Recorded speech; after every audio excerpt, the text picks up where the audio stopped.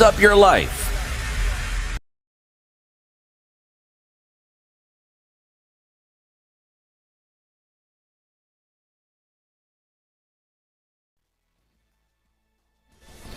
Good morning. This is the News Wire. I'm La Obaga. President William Ruto has vowed to hold accountable those responsible for extrajudicial killings and abductions. Speaking to journalists at the signing ceremony of a cooperation agreement between Kenya and Finland, President Ruto said that his government will protect the lives of Kenyans as he promised before he was elected. According to Ruto, all those who were abducted had been released and reunited with their families.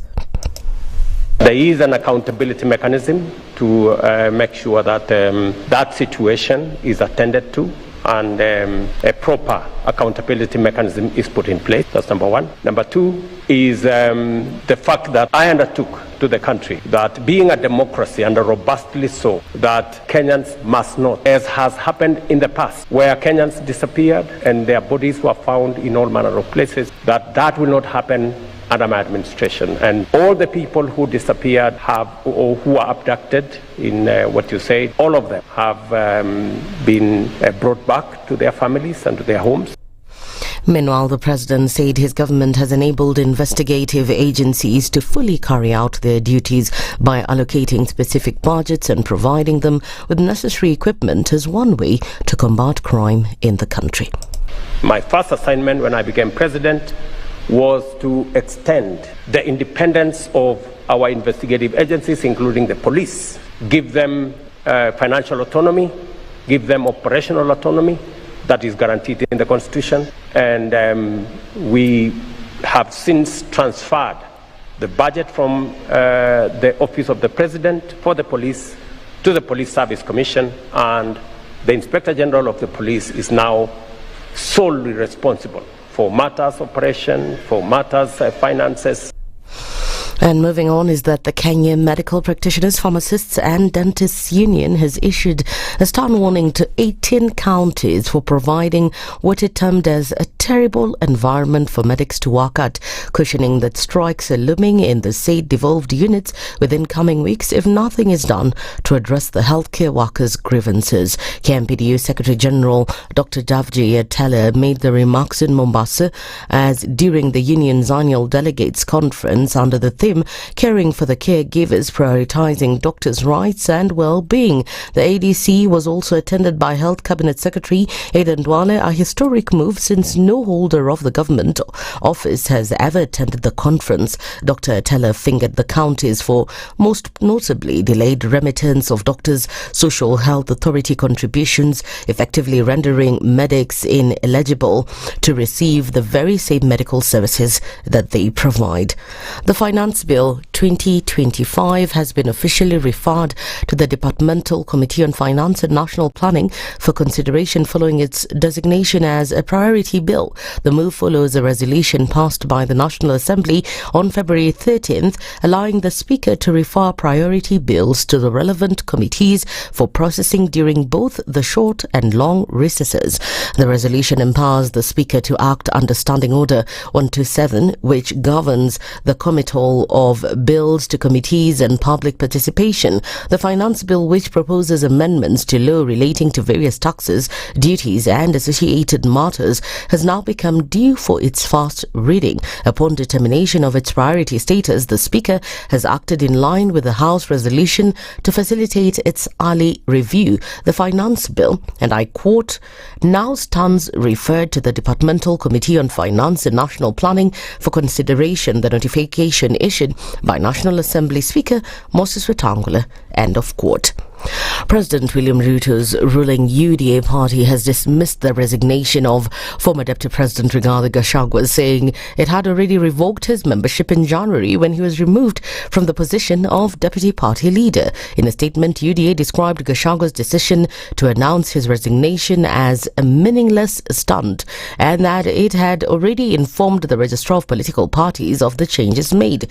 Gachagua announced that he had made the decision after realizing that the direction of of UDA had turned to one that was oppressive towards citizens. Furthermore, Gachagua said that UDA has failed to fulfill many promises made during the campaign, citing sectors such as agriculture, health, trade, affordable housing, as well as digital infrastructure. That's the News Wire. I'm Leah Ubaga.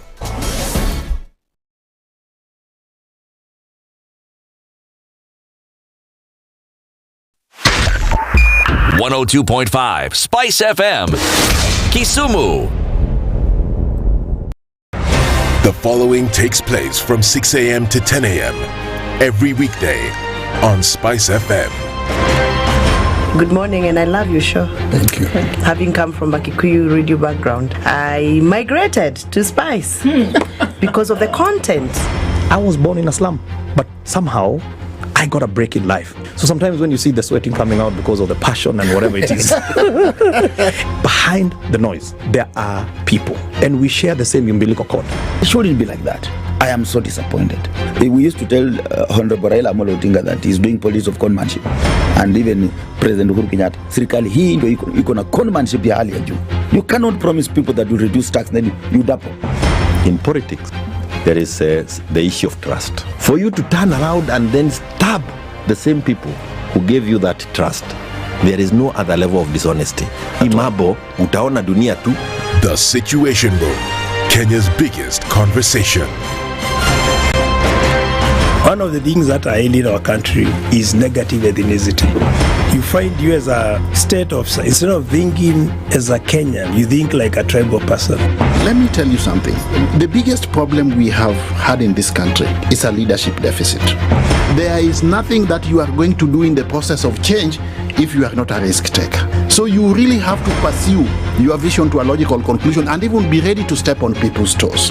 When it comes to the economy, you can run away with it. They say statistics are like bikinis. They reveal a lot, but they conceal the vitals.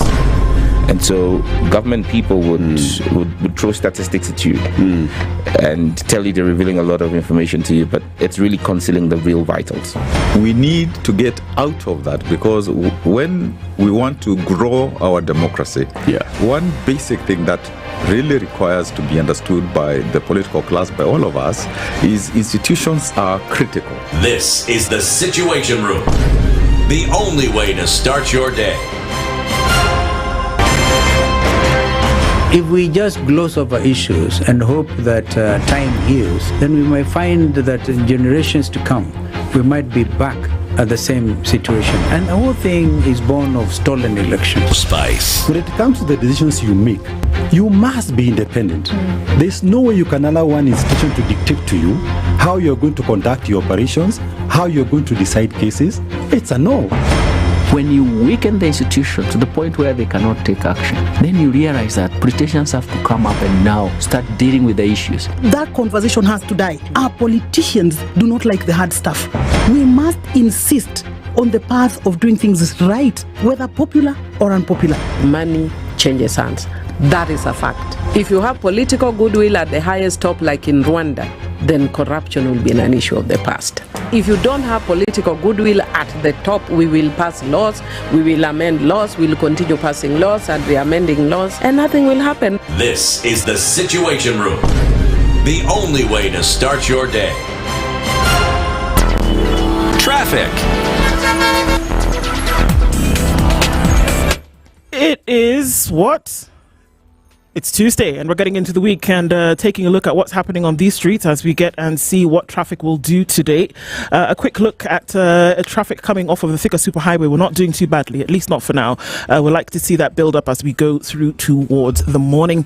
Also, taking a look at traffic coming off of Waiyaki Way. It's going to build up. We're seeing that inbound traffic then from Wangari Maathai is going to build up and join with what's coming off of Chiromo, as well as what is coming off of Waiyaki Way at the moment. It's looking good coming off the Southern Bypass. a little bit of traffic also coming off of Jago Road. It'll join with traffic on Landis for now, getting towards Kamkunji at the roundabout and then on to Haile Selassie's busy. Kangunde Road, as usual, in and outbound traffic is already starting right about now. As you come off of Ombaso Road, you're doing okay. There was an accident that happened just at the junction as you head towards Imaradaima, and so that slowed things down just a tad. It's likely to get a little bit busier right now, but all in stride, folks. We're getting into Tuesday proper. Let's see what happens as we get into it. Talk to us and keep things moving. SpiceFM KE on X, hashtag The Situation Room. Mature, intelligent talk every morning. Spice up yourself.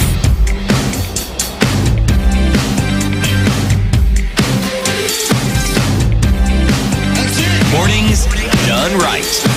94.4 Spice FM, Nairobi. A very good morning to you. It is 10 minutes after 6 o'clock. It's the 13th of May and we're already mid-month.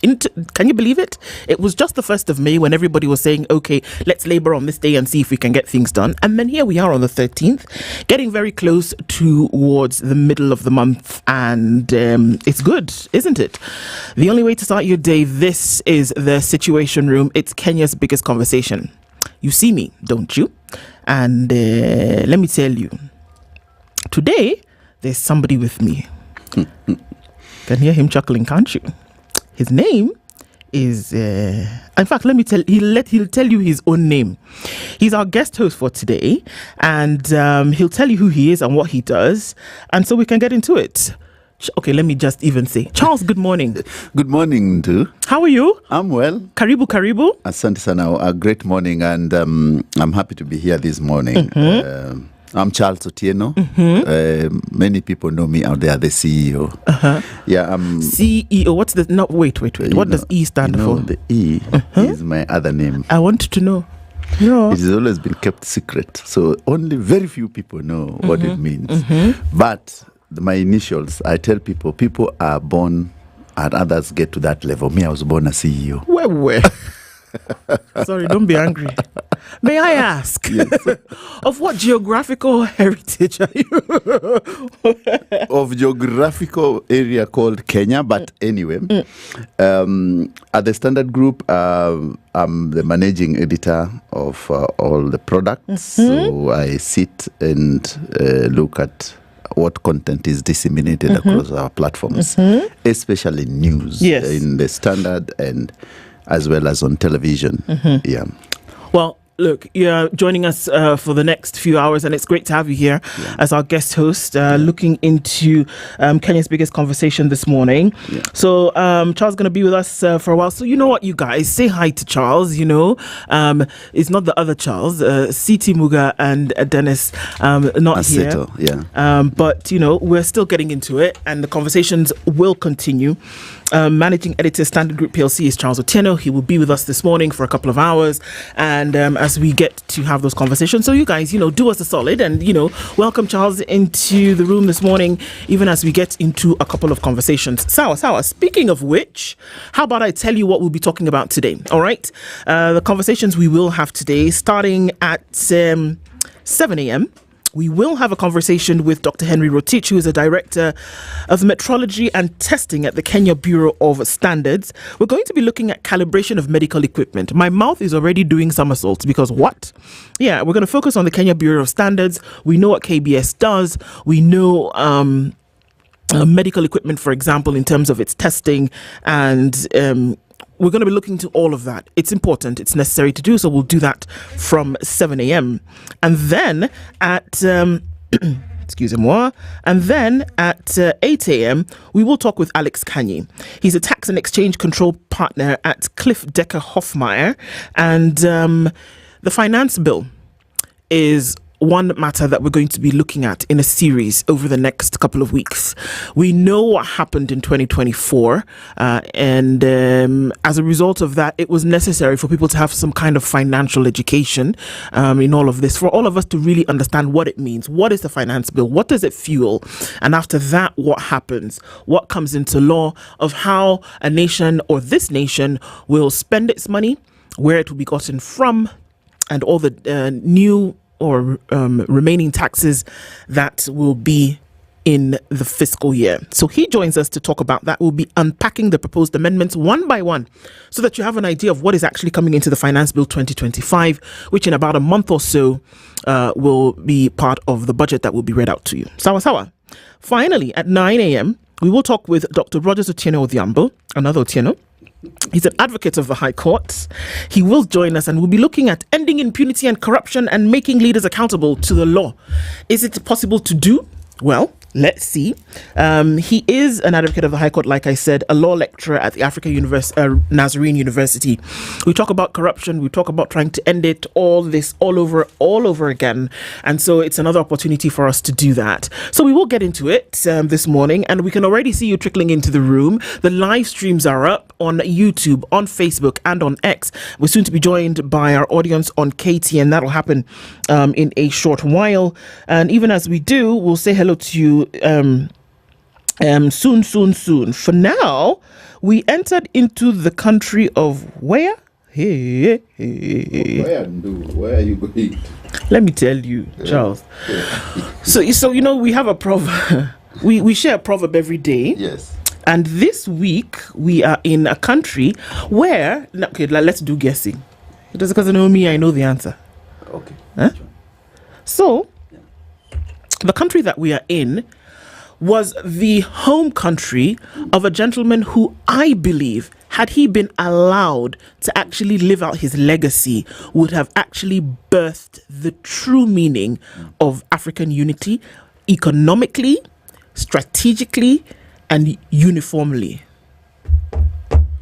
Julius Kambarage Nyerere? No, let me give you another clue.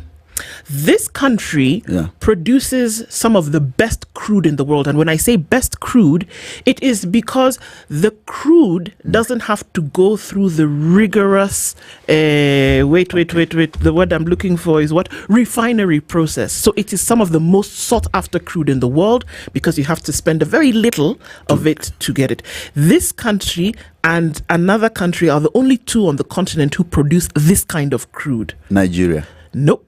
Let me give you the third clue. What? In this country, education under his rulership of this man was free until the age of 18. The social welfare system in this country was so strong that they actually, if studied properly, would have been able to form a model for the rest of the continent if external powers had actually allowed this man to rule over this country. Libya? Well done. 3 is a charm, I must tell you. Libya. Yeah. That's where we are. So all my clues made sense, Nate? Yes, they made sense because Nigeria has the best oil, which is not refined. Which is a very little refinery process. Yes. So I thought Libya also has. Well done, Charles. So let me tell you the proverb that is coming from there. You can tell me what you think about it, right? Yeah. If the sun starts to move... The sun moves where? Wait, is it my eye that cannot see? I'll be what? Okay, sorry. Let me give you another one. Walk with sandals till you get good shoes. Walk with sandals till you get good shoes. Yeah. This is the same. I would. There's a one. It's almost similar to a Swahili one. Mm-hmm. Says usiwache mbachao kwa mswala upitao. Hey, wait. You've heard that before, do? Me? Yes. No. It means that do not leave your normal stuff for something which might be fleeting and which might not be sustainable. So I think when he says walk with sandals is that it is what you're used to probably. Right. And it might take you to the farthest you can. Right. Rather than rushing onto something else which might not be fulfilling. I love it. See, it's not too early in the morning, Charles. It is quite early. In fact, today I was like, what the hey? You were worried. You see, even at this time, your brain can do fantastic things. Trust me. You just have to give it a chance. My friend, it can do a fantastic but the morning hours. This is not even early. If you get here at 4 o'clock in the morning. My goodness. I know. Don't worry, you'll be fine. But you're now the second person. No, I think now the second person. So Ednah's put me on this challenge. Yes. And hi Ednah. Ednah's put me on this challenge, Yeah. and then you now came and said it, how people are not taking sugar anymore. So I'm on this thing where sugar and me, we are divorcing ourselves. This You should relationship start today. has come to an end. No, actually, it Do the way I saw you putting 1 or 2. One. It was one. Before it was many more. So I'm reducing significantly. What you need to do is just say today. I do. Today, I swear. we shall. In my mother's that I shall never drink that tea with. But sugar is not very good for your health. It isn't actually, and I can I've see done the it results without of people. sugar for 15 years. I feel very good. So it's over. I've signed the divorce. Divorce. We have today. divorced. Me and sugar, we are no longer If friends. I catch you drinking sugar, Can you see this thread? listeners out there, I will expose her on this channel. Hey, where? Okay, no, true. Let's. I can that one. I can start. I've even made it public today. I've put it out on the airwaves. Mimi and Sugar, you guys, you have to now help me. When you are greeting us in the morning, you ask me, Ndu, No sugar, no sugar. ask me in the morning, Ndu, did you have sugar in your coffee today? And I will tell you the truth. I promise. Actually, so coffee is sweet. Black coffee without sugar is sweet. Because you get the real taste of the Yes, coffee. that's how Absolutely. I drink it. Very nice. This must begin and it must continue. You guys, have we agreed that we'll be doing like that every morning? Sawa, we will. All right. At this point, and on that note, then we can say good morning to everybody who is tuned in. So, Charles, let's let you know everybody's tuned in from this morning. Yeah. And they normally say a very big hello to us. So let's just click in and say hi to you guys, shall we? Yes. All right. Sometimes my phone decides that it's going to embarrass me because at least I want to look at people. Voila, here we go. Okay, so very, very good morning to you guys. Good to have you in the room as we always do. I say it every day and I mean it every day. What? Okay, so many people in the room. It's great. Okay, Desmond Otis, we see you. Good morning. Amosu. Oh, yeah. Amosu. Uncle, I beg. You said something, Mbwacha Wacha. That was in Kiswahili. I don't know what that was. Mbachao. Mbachao. Yes. What does that mean exactly? Mbachao is something, usiache mbachao, what you're used to. Oh, don't. Okay, the thing that you're used to. Yeah. So now, there's a French here. Yeah. Amosu. Amosu is Luo, is saying, good morning. Okay, thank you. Amosu to you too. Good morning. What you need to tell him is Amosu wahinya. Amosu wahinya. Yeah. Thank you. You see, this language, I get it. It's just, you guys, if you just speak a language to me by for 21 days, I will pick up something. I promise. Good morning, everybody. Ednah, Salimia team. The proverb today from the Lake region. These people from the Lake, I tell you. A weak bed always praises a weak man. I'm watching from Uhanya Beach area, Aguambo. Okay. Hesbon Sidon says, good morning, Team Spice. Taste and see that the Lord is good. Blesses the man who takes refuge in him. Indeed. Amen. Joe Muga is tuned in this morning from Bonnie Lake in Washington. I really and truly enjoyed the budget debate. Did you notice that the advisors and the State House spokesperson offices are spending about $1 billion per month? Well, all of this is coming into contention, so we look into that, isn't it? And we're going to be having a budget conversation this morning, actually. So let's look at some of those numbers and exactly what it actually says. Morning from Colchester, says Rahimtullah Omar. Good morning to you. Pauline Githaiga. Good morning, Spice. Good morning to you, sister. Robert Mbogo is tuned in from Mombasa. R says, Ndiosisi Hapa. Good morning to you. I told you guys I was going to wear green this whole week. By the way, Charles, yesterday, I said I was going to see if I can wear green every day. A whole day, a whole week. Yes, I wore green yesterday. I wore today. Let me see. Do you have relatives in Cumberland? Because you see, we say in Kenya that people from the Kamba region, they wear green and yellow. Wearing green and yellow, okay.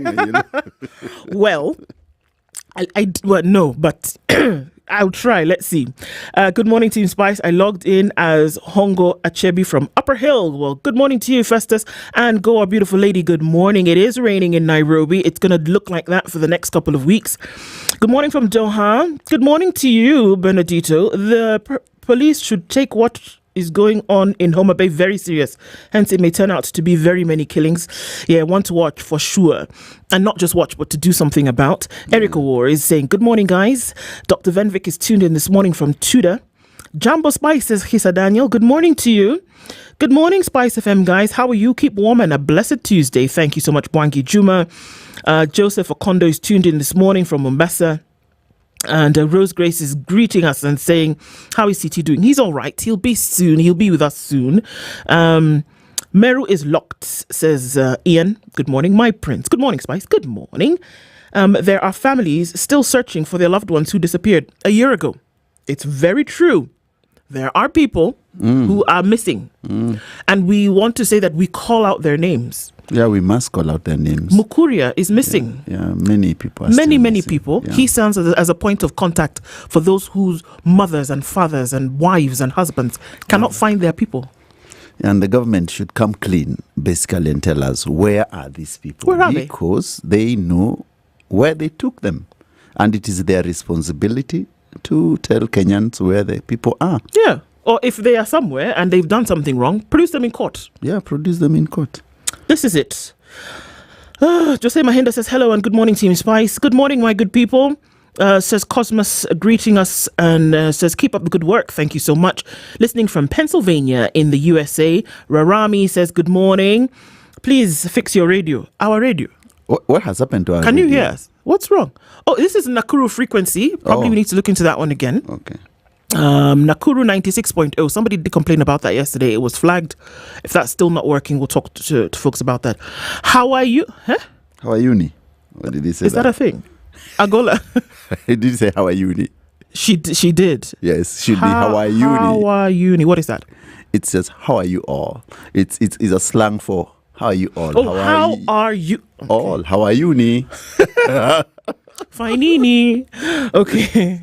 Agola, I see you. Washo Gatoto, good morning. Says, good morning, my darlings. Good morning to you. Accountability, accountability, accountability. I know. Can we say it enough? We really cannot. Jimmy Gakio says, good morning, Team Spice. Please help me wish my daughter, Christy Gakio of the Green Garden School, a happy birthday. Well, happy birthday to you, darling. May you have many, many more. Morris Andati says, good morning, my beautiful people. Agola is greeting you, Charles, and says, Karibu. You see, these are people who, when you ask them to do something. Asante sana. We are happy to be here. Asante sana. Ndu, you said Charles from when I thought CT's back. It's another Charles. Cindy. But good morning, Ndu, Charles, and Ednah. Fiery Red. Don Sabwa. Okay, Karibu the CEO. Now, you know, Don Sabwa is from Malawi. Yes. And every day he gives us a word from Malawian. So he's asking you if you know any words from Malawi. You can be okay saying no. Don will be fine. No, man. I've tried to think of something now. Nada.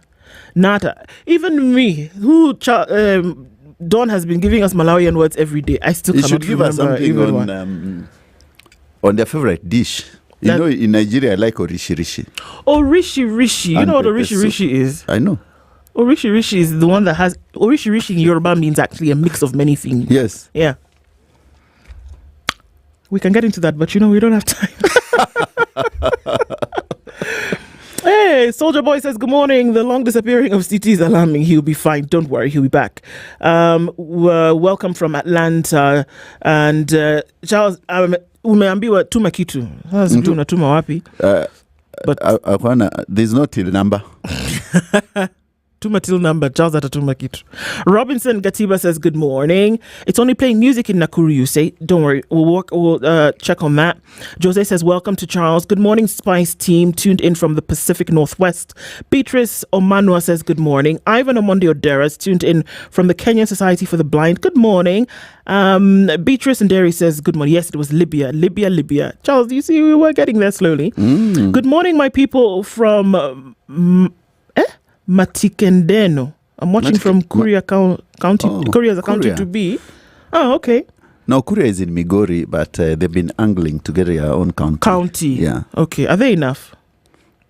I'm sorry. I'm just asking. Let me not comment.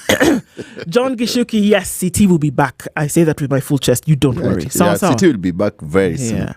Okay. So many people online today. George, Jimmy, Anthony, Michael, Joe, Bihane from Addis. Everybody in the room this morning. My take, we see you. Good morning, Awilo.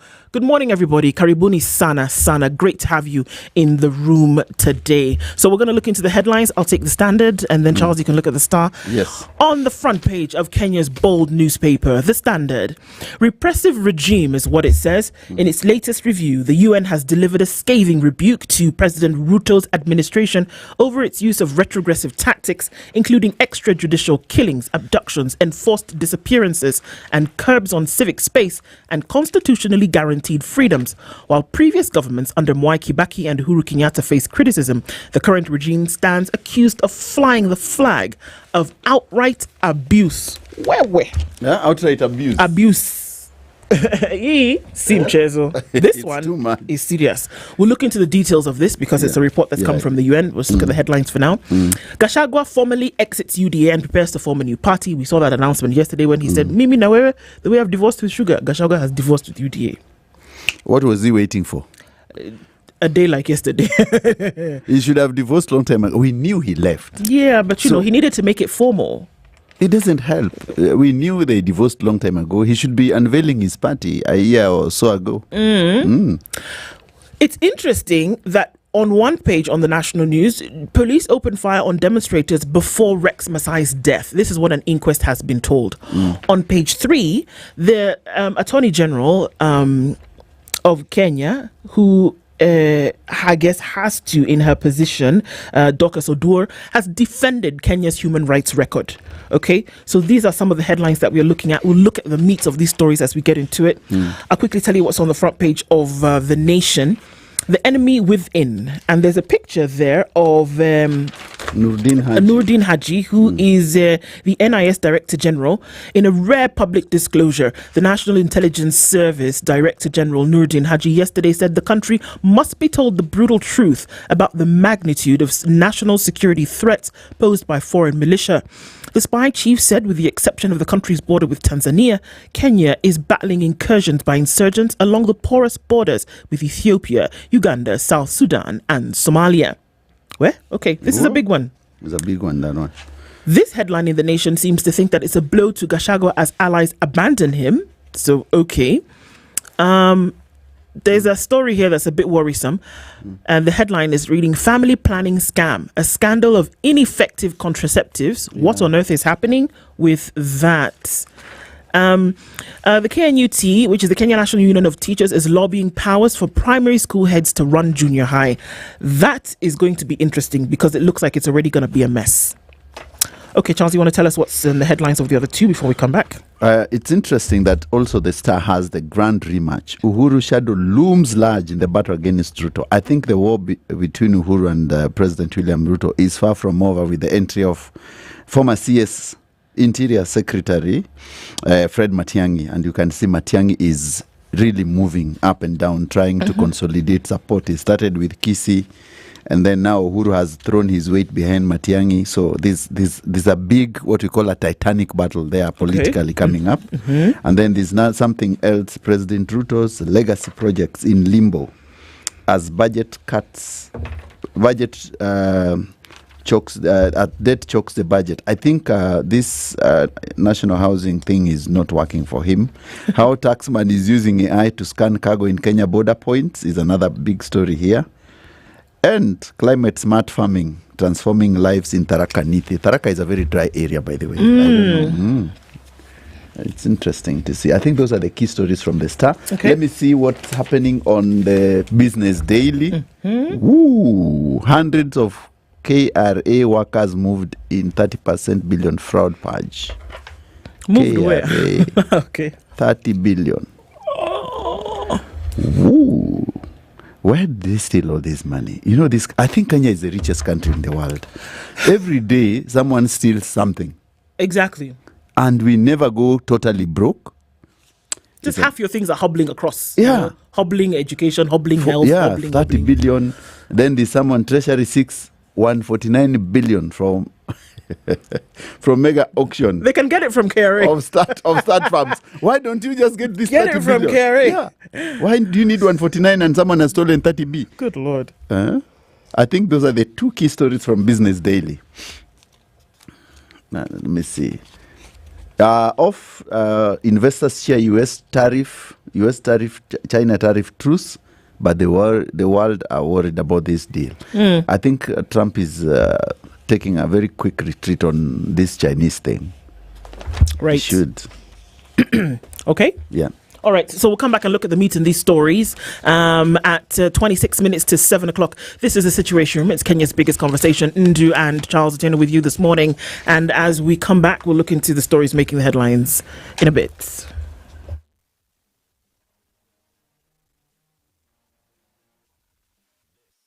This is the Situation Room. The only way to start your day. Save money on your rising electricity bill with StarTime Solar Home Solution. We offer a complete home and commercial energy saving system that includes solar panels with 15-year warranty, lithium battery with 10 years warranty, and an inverter with 5 years warranty. StarTime Solar Home Solution is efficient, reliable, and safe to power essential appliances, complete home lighting, refrigerators, air conditioners, washing machines, microwaves, iron box, instant shower, and entertainment devices, television, computers, Wi-Fi, and so much more. Say yes to reduced electricity bills and call us today on 0719 077 777 and get started on your green energy journey today. StarTime Solar. Power your life. The weather with SpiceFM.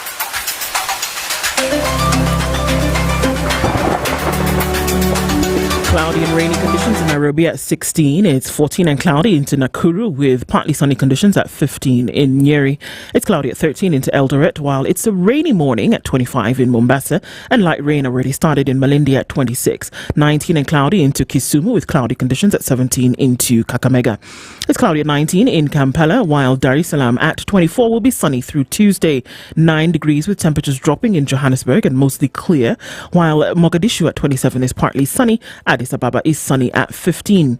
It's partly cloudy morning in Lagos at 28, while at 23 it's partly cloudy in Kinshasa. Mostly cloudy at 27, rather sunny conditions at 27 going into Tuesday afternoon in Beijing.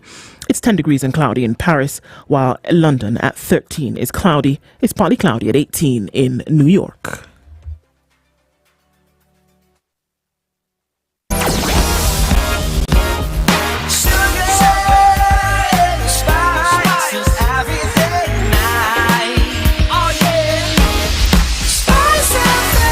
Spice up your life. Look at where we are this morning. Has it started to build up? Yes, it has. The rains are going to slow things down a little bit. We know this, but we're not seeing too much happening on the Thika Superhighway. Just some traffic then as you approach Muthaiga Square and then out towards the Pangani Underpass. That's what it looks like. The worst, at least for now. We know that's going to pack up later. So if you've not left, now might be a good time to do so. And if you've reached where you're going, well, kudos to you. There is traffic on Limuru Road. Some of that is coming out through towards Muthaiga. Westlands is not looking too bad as you come past ABC Place. Muthaiga, James Gachagua Road traffic is not starting to go crazy, at least not for now. Ngong Road traffic is starting to build up. We'll see what that looks like as we come closer to traffic hour, but for now, all looks good. Let's know what's going on in the neck of the woods just in case something does pop off. We'll talk and keep things moving. SpiceFM KE on X, hashtag the Situation Room. Mature, intelligent talk every morning. Spice up yourself.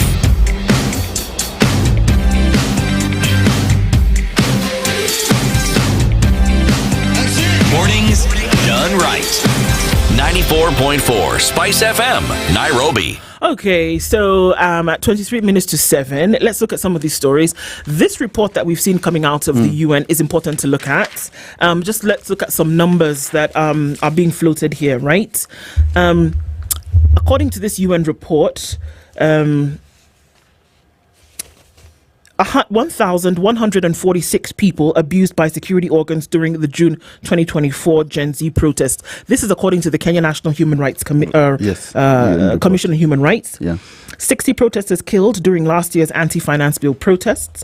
66 protesters abducted during last year's anti-finance bill protests. And 32 protesters who disappeared during the anti-finance bill protests. We still don't know where they are, according to this. We don't know if they're dead, alive, or being held somewhere. Now, on the 12th of May, which was yesterday, the president said all the people who disappeared or abducted have been brought back to their families. Where did he say? He did. He said this yesterday. It was interesting because people did split screens. Yes. So this is, and I quote, all the people who disappeared or were abducted have been brought back to their families. I have been given firm instructions that nothing of that nature will happen again. But who takes our president seriously? Because whatever he says, if he told us the other day he had a conversation with a gentleman and who had died, and the family has come out and said, you didn't have a conversation with us. So he's telling us, when we know clearly that Kenyans and families who have lost and others who have disappeared are looking for their kin. So you cannot tell us that everyone has gone home, yet the families are the ones who could tell us where their family members are back or not the president. I can understand that such a situation he would want to be aspirational, but you cannot be aspirational or feel inspired to share things like that in the light of missing people. That the people like Mukuria's mother, who's sitting at home, whose son has not come back home, she's not mad. And not mad like angered, not mad like insane. She's not crazy to say that my son has not come home, but he has come home. That they heard rumors that maybe he was being held at Industrial Area Police Station, that he was on remand at Industrial Area. She went and camped there for 2 days, has not been able to find her son. We're not talking about an 8-year-old boy who maybe would have slipped through the cracks. And disappeared. We're talking about a 25-year-old man. Where did he go? I think the president should always do the honorable thing. And the honorable thing basically is to say that the government made some serious mistakes and compensate people who lost their loved ones, and also form an inquest to clear this thing. Charles, they need to bring them back. They need to... Look, and that's what I'm saying. If according to what you're saying, somebody has broken the law, there is due process. Yes. Arrest them and bring them to a court of law and let the court decide. And then on this same page is when we're saying that the AG, after Kenya has come under renewed international pressure to address a wide range of human rights violations in the United Nations Human Rights Council, issues recommendations during the country's latest Universal Periodic Review, which is what we're looking at now that has brought this hullabaloo. The recommendations presented during the 49th session of the Human Rights Council in Geneva reflect growing concern about Kenya's commitment to upholding fundamental rights and freedoms. The AG has come out to defend Kenya's record and essentially has said, you know what, we're doing all right. Now, I'm saying one person missing that has not been reunited with their family, one person out of 55 million is too many people to disappear and nobody knows where they went. One person who was last seen getting into a police vehicle, who the last time I checked is a state organ. Abi? I think our government plays some circus with people because they know very well that and the AG is, which is what we call the state law office, have people who can identify and go through these matters and see actually that these guys are missing. I do not see why he would say that that our record is well. And if you look at the report, the UN report shows clearly that we are drifting even worse than Uhuru Kenyatta's regime. Where people will find found floating in river. It's worse now. Yeah, it's worse than that. Because people are being shot, people are being abducted, even kids for drawing cartoons. I have never seen... How can you be that... how can you be that angry on a young man trying to draw you? We Kenyans have drawn cartoons of people forever, even during President Moi's time. But beyond that, Charles, you're a journalist, so you understand. Yeah. There's a it's not gutter press, but it's not mainstream. But again, in all the years that it's been in existence, it has now almost started to be mainstream. That there is a magazine in France called Charlie Hebdo. Yes, I know Charlie Hebdo. Charlie Hebdo does caricatures. Sometimes even when you look at them, you think, oh my God, today the editors have gone off the wire. What were they thinking? Yes. They've done satire. They have done stuff about in some cases, the most sacrosanct things. But it is understood in society that this is an outlet for people to then be able to express themselves in one way or another. So what am I trying to say? He's not the first one for whom something like this has been done. It is an expression. It's not the first one. It happens all over the world. You remind me of Shapiro in South Africa when he did Zuma's one. Did you see Zuma's one? In fact, when that came out, I knew today this guy is somebody's dying in South Africa. Or he's gonna be locked up for life. But then Zuma didn't even. He didn't flinch. Yeah, he didn't flinch. So what is it? Or have we gotten to the point where you actually are scared of criticism because you're sure that perhaps there's something you've not met the mark on? I think when you lie too much, sometimes you become very tetchy. Well, I guess Charles just said it. When you lie too much, you get tetchy because you don't want to be reminded of the many lies you say. Yeah. Okay, that's the story. We're going to keep looking at it. The finance bill comes into play, and we'll be discussing that later on today. But just, tell us another story that you have, Charles. Man, this one, the most interesting story is, I think the star one. Mm-hmm. I think the political match is becoming a titanic one. If you see the President William Ruto vis-a-vis on one side with Raila Odinga, and I can see CS Matiang'i coming in, and I think Uhuru has never forgiven his former deputy. I think he's really, really struggling. And you could see every time Uhuru goes for any public function, he tries to tell the youth, it is your country. Please rise up. Please take up your positions. Yeah. And this thing doesn't sit well with the current government, because the current government sees that Uhuru is trying to engineer a coup, a people's coup. So I think this is a very big one, I think. And I don't know how Matiang'i will fare, because clearly he's an underdog. And on one side, I know that the opposition parties in Kenya, they always promise loftily, and there's Gachagua here trying to tell us that he's a truthful man. I do not know how true that statement is. But if he's a truthful man also, I think he should have come out clean and told us some of the property he got. How did he acquire it? Because Indeed. If you're a truthful man, please tell us how you acquired a lot of property in 1 year in government, billions of shillings. Then we'll take you seriously. Perhaps, actually. Yeah, but do you see if anything was done in the shoddy manner, the likelihood of anybody coming out and saying that they actually did this then is very low. But you're right. If you're able to come out and say this is my wealth, just that wealth explained would be something. Explain, where did you get it? In a billion shillings in 1 year of a billion shillings? Yeah, tell us. But CEO, I wonder. Why would anybody get their knickers in a twist over Uhuru Kenyatta? He can never run for president again under the Constitution.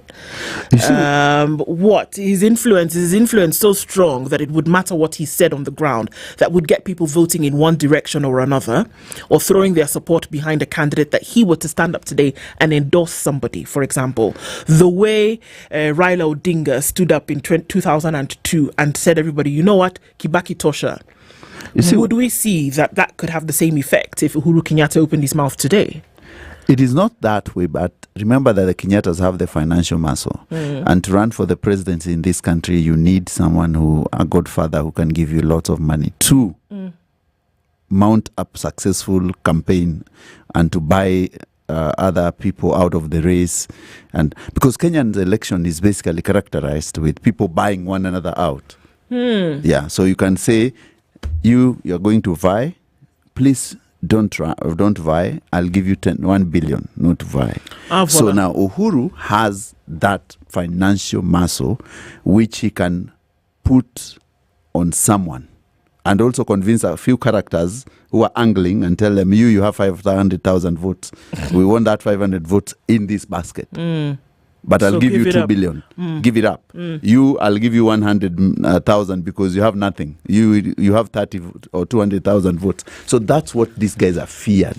It's like horse trading. It's basically horse trading. It is. Yeah. And what makes me very sad is that it's horse trading, and the person at the end of the day who gets the medal is not the Kenyan people.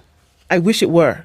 But Kenyan election has never been won by the election by the person who really Kenyans wanted. Sadly, it's really who the state or a few individuals wanted, or the Western world wanted. Wait, CEO, don't even get me started on this on this external powers and who wanted. It's only the Western person wanted. This show will now. No, I don't want you to drift, but I'm just telling you, it's what the Western world wants. Cool. It's what the financial muscle wants. The Kenyans have nothing to do with it. It's true.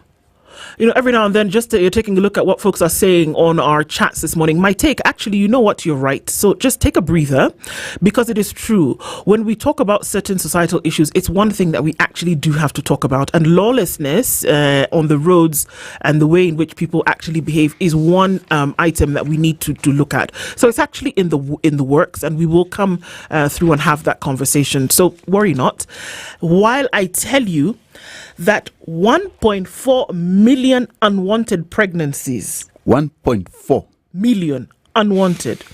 There's a crisis of ineffective pills and injectables. Now, wrap your head around what I'm saying to you. That not that they are not pregnant, but that 1.4 million women are pregnant with pregnancies that they would have wanted to not have. That during intercourse, they or rather before or after, they used contraception that was ineffective. Boss, there's a crisis. And what does it mean? 1 in 3 women using emergency contraceptive pills and injectables are likely to get pregnant, according to a new research finding. A report by the Africa Population and Health Research Center shows that 35% of women on emergency contraceptive pills conceived. Well, okay, that's a no-brainer. A headline sometimes can be alarming, but to me, it is very clear that doctors will tell you cannot rely on emergency contraception if what you're not trying to do is have a baby. So there, people, watch. Now, they're saying as did 31% of those on injectables. Now, injectables are different because that is prior to the intercourse. Yes. Yeah. Okay. Titled Incidents of Induced Abortions and the Severity of Abortion Related Complications in Kenya, the study indicates that in 2023, unintended pregnancies stood at 1,435,988. They did not want to have them. We don't know how many of them resulted in abortion. We don't know how many of them resulted in live birth. Other contraceptives include implants, condoms, intrauterine devices, tubal ligation, vasectomy, and natural family planning, but the report did not cover incidences of women using these methods. The study reveals that among women who were not using contraception, 42% cited fear of side effects, later pregnancy failures, or other health concerns. About 2/3 said they did not use any contraceptive because they wanted to get pregnant or oppose family planning. About 17% said they were interested in using a method but needed more time to consult with their partner, decide on which method to use, or wait until their bodies recovered from pregnancy loss. Now, they were waiting, they got pregnant. You know, Ndu, have you ever gone to Kariobangi Light Industries? Yeah. You know, when you're telling me about this story, it reminds me that there's a whole industry of fake things in Kenya where people manufacture fake alcohol. It's like a bar in Nigeria. Yes, so now I'm suspecting because you can even get fake margarine there. So I'm suspecting you can get even fake these P2 tablets for the girls. What? God in heaven. Don't say it. Okay, no, say it. It's necessary because we have to be alive to these realities. So I think Kenyans must be very careful to look at what they're buying and where they're coming from. It's coming from because we know very well that there are many fake products in the market by people who can really fake it and looks like an original product. By the way, in the city of Nairobi, many people, I'll give you a story. One day, a friend of mine thought that he was going to buy grade 1 alcohol whiskey. So, you know, in the street, someone told him, can you get this? Kumbe, it was strong tea. Jet fuel. Strong tea. Jet fuel would have been better. It was tea. It was tea. Black tea. But when he opened the bottle, it was smelling like alcohol, but half of it down there was tea. So beware of what you buy, and especially for those birth control pills. My goodness. So we're going to be having a conversation with the folks from KEBS, or rather around KEBS, and you know what. In fact, you should be here. He's coming Yeah, today. he should be here. So We'll ask this him is the some first one we're going to ask questions about. tough here. questions. Yeah. So let's hear about that when we come into, because it's a big deal, right? You can imagine that 1.4 potential babies were unwanted. 1.4 million In this potential economy, babies were unwanted. in this economy where school fees you're not sure of whether we are doing CBC or CBS. Let's even start with diapers. Let's start with diapers. Oh, by the way, the tax man is coming. I think the new budget, the diapers will have some increase in tax. I've seen anything that has an echo cover, yes, will raise in price. Yes. So we're going to look at that. This is just the day, I'm telling you. This is the day that the Lord has made. And we shall rejoice and be glad in it, because Ednah seems to have lined up the stars. Yes. Because this is a conversation we'll be having as well today. Because everything has gone up. So, look, I always say you'd rather use effective contraception than having to buy diapers for the next. You want to be able to for 5 years, man. Yes, yes. So if now you're looking at this ineffectiveness, and we're looking at possible fakes, like you're talking about Light Industries, what they're doing, you want to ask the question. Then really what is KEBS doing? The most bought medication, on a Monday morning in Kenya is emergency contraception. The most bought medication. Not Panadol, not painkillers. It is emergency contraception on Monday. Surveys. The biggest question then is that why it seems that we love doing it, and we love doing it without protection. Yes. It's just it appears to be the case, because we're going to get into trouble. That is it. Okay, so let's look at one more story with you, Charles, before we get to the top of the hour. Let me look at President Ruto's legacy projects in limbo as debt chokes the budget. Hey, okay, now clearly here, our good president, now, then the housing project and many other projects is in limbo because the state has overtaken is it 1 trillion debt? So it means that we cannot get enough money to complete the projects because of loan repayments, and the debt is standing at 1 trillion. So now, the other day, National Treasury, CS John Badi, was in the United States for a begging spree. Yeah. And it seems that they didn't get the 803 billion he had earmarked for principal repayments. This is split between foreign lenders, 851 billion, and domestic creditors at 246 billion. Oh, good Lord. Clearly, that 1 billion, that's what it looks in repayment. So when with our debt servicing proportion to revenue is next year's total expenditure is projected to be at 4.24 trillion. However, 876 billion of the remains are unfunded. So clearly, we do not have money to fund new projects, and we need to repay this 1 trillion. I don't know from where. I don't know how much we are collecting. Look, I think it is possible, and call me whatever, but I think it is possible. You are an optimist? No, I don't even know. Are you an optimist? Maybe a strategist, in the sense that I think there is enough money. Okay, I think that the money that is available to do certain things and the manner in which they ought to be done is being misprioritized. Is that a word? Well, we've made it up, so it's going to be a word for today. Unprioritized, anyway, is not being prioritized correctly, and that it is being used for things that actually don't matter. I think that paying debt for projects which don't exist, paying loans for projects that don't exist, I think there's huge debt here that if that was actually to be restructured, then we would see a difference. In development circles, we talk about, you start to do one thing and you'll then be able to see the ripple effect that it has on economies. But if you do not start, you will never see that effect.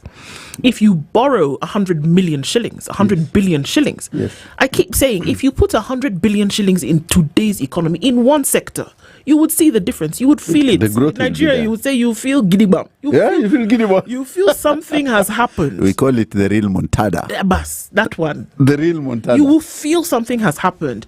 But the kind of money that Kenya is paying back in hundreds of billions. Yes. Dude, in the last 10 years, have you seen in one sector where 100 billion shillings has been spent beyond this expressway that everybody keeps shouting about? Have you seen this kind of money being spent and that you would feel it? It was 300 and some odd billion shillings that constructed the expressway. We would be able to see something with such magnitude if another amount of money like that had been spent. So that is the problem. It's not a matter of if the money is there, it's what did you do with it when it was. And if you're not able to re-strategize on those issues, this is where we continue to have the perennial problems. I think it's interesting that for every 1 shilling, 100 shilling Kenyan collects, 57 shilling goes for debt repayment.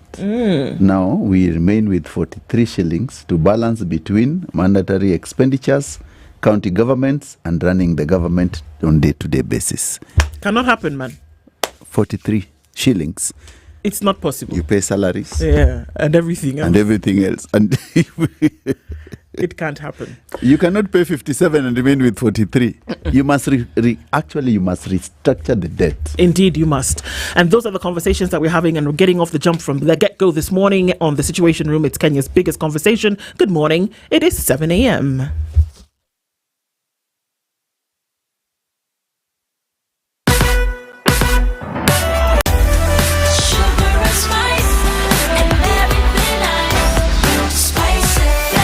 Spice up your life.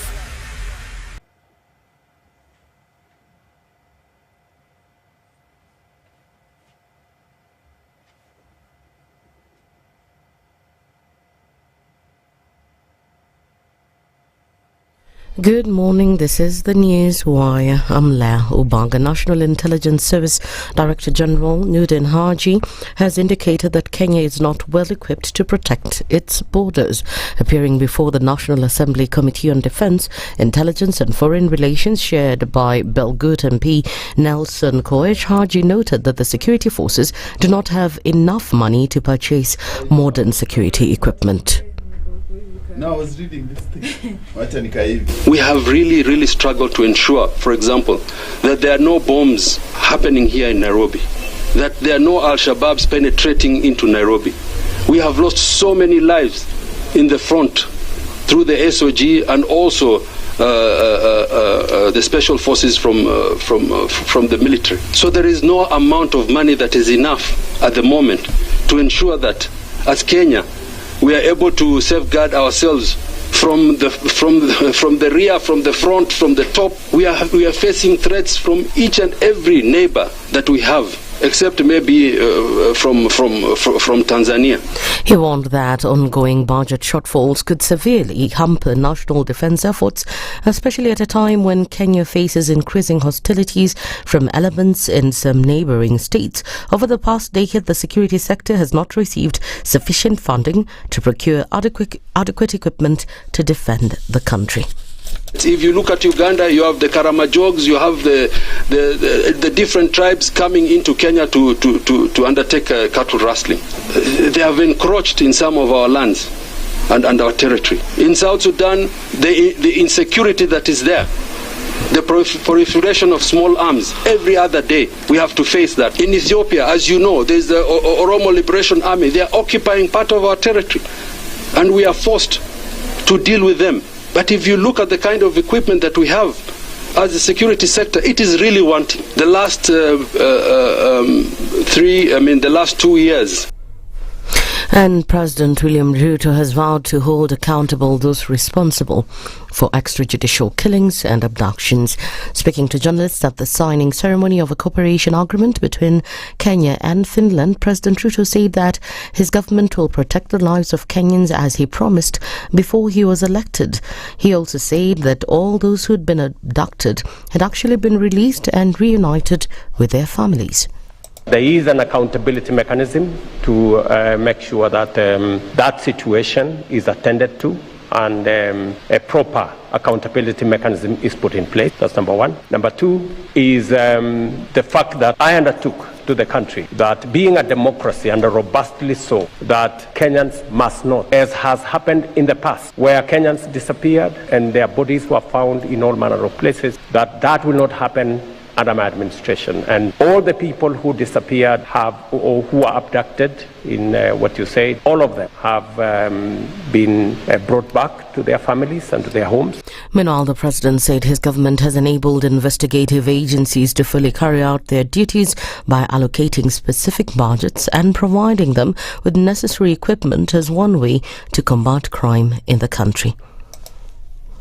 My first assignment when I became president was to extend the independence of our investigative agencies, including the police, give them financial autonomy, give them operational autonomy that is guaranteed in the Constitution. And we have since transferred the budget from the Office of the President for the police to the Police Service Commission, and the Inspector General of the Police is now solely responsible for matters operation, for matters finances. And in the international scene, Ivory Coast's main opposition leader, barred from standing in an October presidential vote, said he was resigning as party leader but was counting on being reappointed to fight the election. Political tensions are running high in the West African country, where several opposition figures have been declared ineligible to stand. For months, Tijane Thiam's campaign for the presidency has been mired in tussles over his nationality. A court in Abidjan struck him off the electoral list last month, saying the 62-year-old politician had lost Ivorian nationality when he acquired French citizenship in 1987. That's the news wire. I'm Leah Ubaga.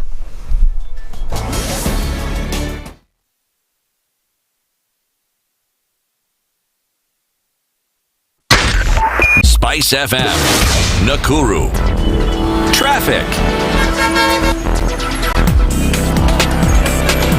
At a few minutes after 7 o'clock, a quick look at what it's looking like on the roads this morning, and it is starting to build up traffic in different parts of the city. We'll take a look at the Thika Superhighway, and traffic coming in through towards Survey is heavy. It's actually much heavier coming in from Githurai all the way from the Roiro interchange. Traffic is snaking along, again trying to find its way into the city this morning, and then gets heavier as you get towards Survey, where your service lanes come to an end. It's also busy on Kiambu Road, and we're seeing the trickling of traffic coming in from the northern bypass. Some of that traffic will also find its way on Limuru Road, so that's doing the thing there. And there's that traffic that we were anticipating would actually build on Waiyaki Way coming out towards the city and joining with what's coming off of Wangari Maathai. It's also starting to build on Ngong Road, and that's doing that thing there.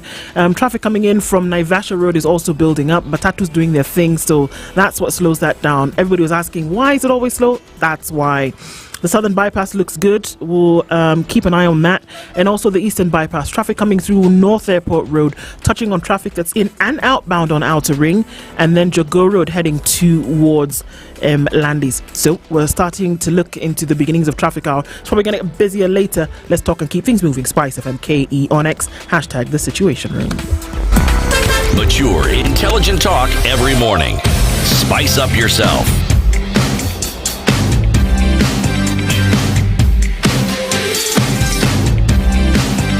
Mornings done right. 94.4 Spice FM, Nairobi. It's 7 minutes after 7 o'clock. Welcome to the second hour of Kenya's biggest conversation this morning. It's Ndu and the CEO. Yeah. You refuse to tell us what E is. My friend, I told you some people are born in the positions. Oh, don't be angry. CEO. It's our guest host this morning into the Situation Room. You're tuning in to Kenya's biggest conversation on your live streams, Facebook, YouTube, and on X. And good morning to our audience on KTN. And as we get into conversations this morning, always good to have you clicking into the room. So karibu sana. And as you clicked in around the nation and indeed around the world, karibu sana. Okay, so we're getting into a conversation this hour, one that's absolutely necessary to have. as we're looking into the newspaper review, we saw some of the stories that jumped out at us already. And so I may think it was apt that we can have that conversation this hour. And joining us in the hot seat this morning is Dr. Henry Rotich. He's the Director of Metrology and Testing at the Kenya Bureau of Standards. And he's here this morning. Dr. Rotich, good morning. Good morning. How are you? Fine. Karibu Sana. Yes, Ante. This is the hot seat of the Situation Room. Oh, yes. Many a man and woman have spoken of this seat. Yes. But we'll see then what flames it bears this morning. Because even as you're here and we're talking about, calibration of medical equipment, there are matters arising, that we see coming up. So some of these questions, we'll look into them. But to get you comfortable and to maybe pick your brain a little bit, we're going to, what we normally do is when CT is here, he's not here right now, but he usually goes around the African continent. And gives a he stops in proverb. one country. Yeah. And he gives a proverb. And Charles this morning was able to tell us which country we're in.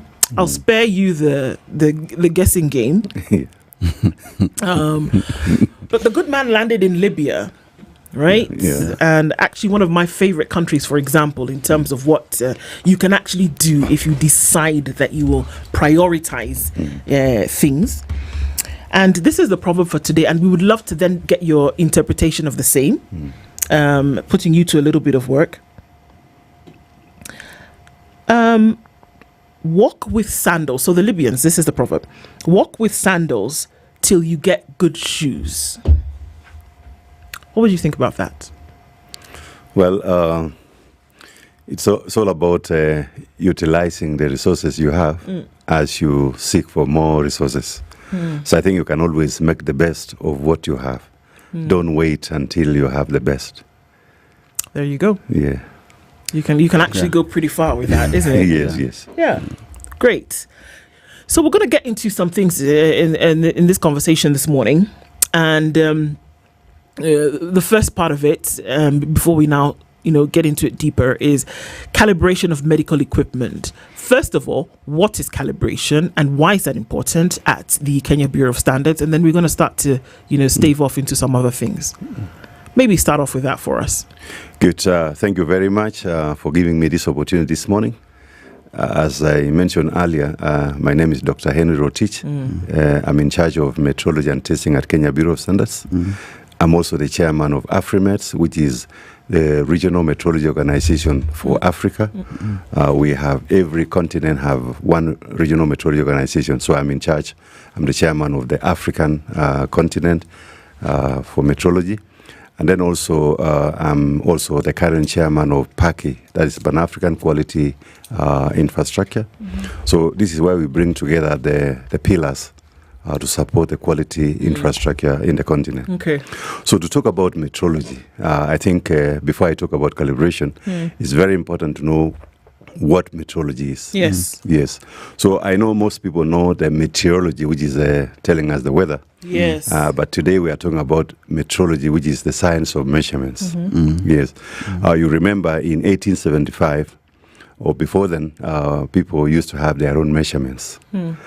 And you would buy an item. When you reach home, you find it doesn't fit what you have. Yeah. So there was a lot of problems of interoperability of equipment or even tools.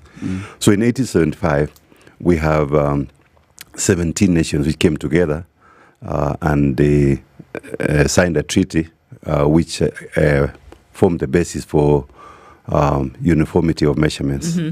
So we have the International Bureau of Weights and Measures, and also, as I mentioned, the Meter Convention, which was signed in 1875, provide a basis for collaboration and uniformity of measurements. So what do we do in metrology? Metrology, we have three branches. One is scientific metrology, and this is where we carry out research to develop new measurements, new technologies, cutting-edge technologies which are now used by the industry. Then we have industrial metrology. So industrial metrology is now where we are providing traceability of measurements to the SI unit by calibration of equipments. So we maintain, as the National Metrology Institutes, we maintain custody of the national measurement standards. And we also provide that traceability to the SI units through calibration and also through comparisons of measurements with other national metrology institutes. So at KEPS, we have the metrology department, which serves as the National Metrology Institute for Kenya. So, so as I mentioned, we're maintaining the reference standards for the country, and then we provide traceability of those measurements by calibrating the secondary standards and also the standards that are being used at the industry. If you have an equipment, for example, you have a baby incubator, that temperature that is maintained there needs to be very accurate. So we come and calibrate using our own standards to make sure that that equipment keeps the correct readings. And that's calibration. So calibration is very important because it assures the accuracy of the measurement readings that you are having in whatever you're doing. Okay. Yeah. And is this across products or specific products whereby this process is used? It's across all products, as I mentioned, in manufacturing and also when you're using. Okay. Let me also give you another example. For example, let's say you are preparing maize flour. There are certain requirements that you have to meet. Maybe one of them is you're checking aflatoxin, and you're using some kits to measure whether it's aflatoxin. So it's very desirable that those kits are very accurate. They give you accurate reading so that when you say it's free of aflatoxin, then it's really free. So this is where you talk about you have to calibrate those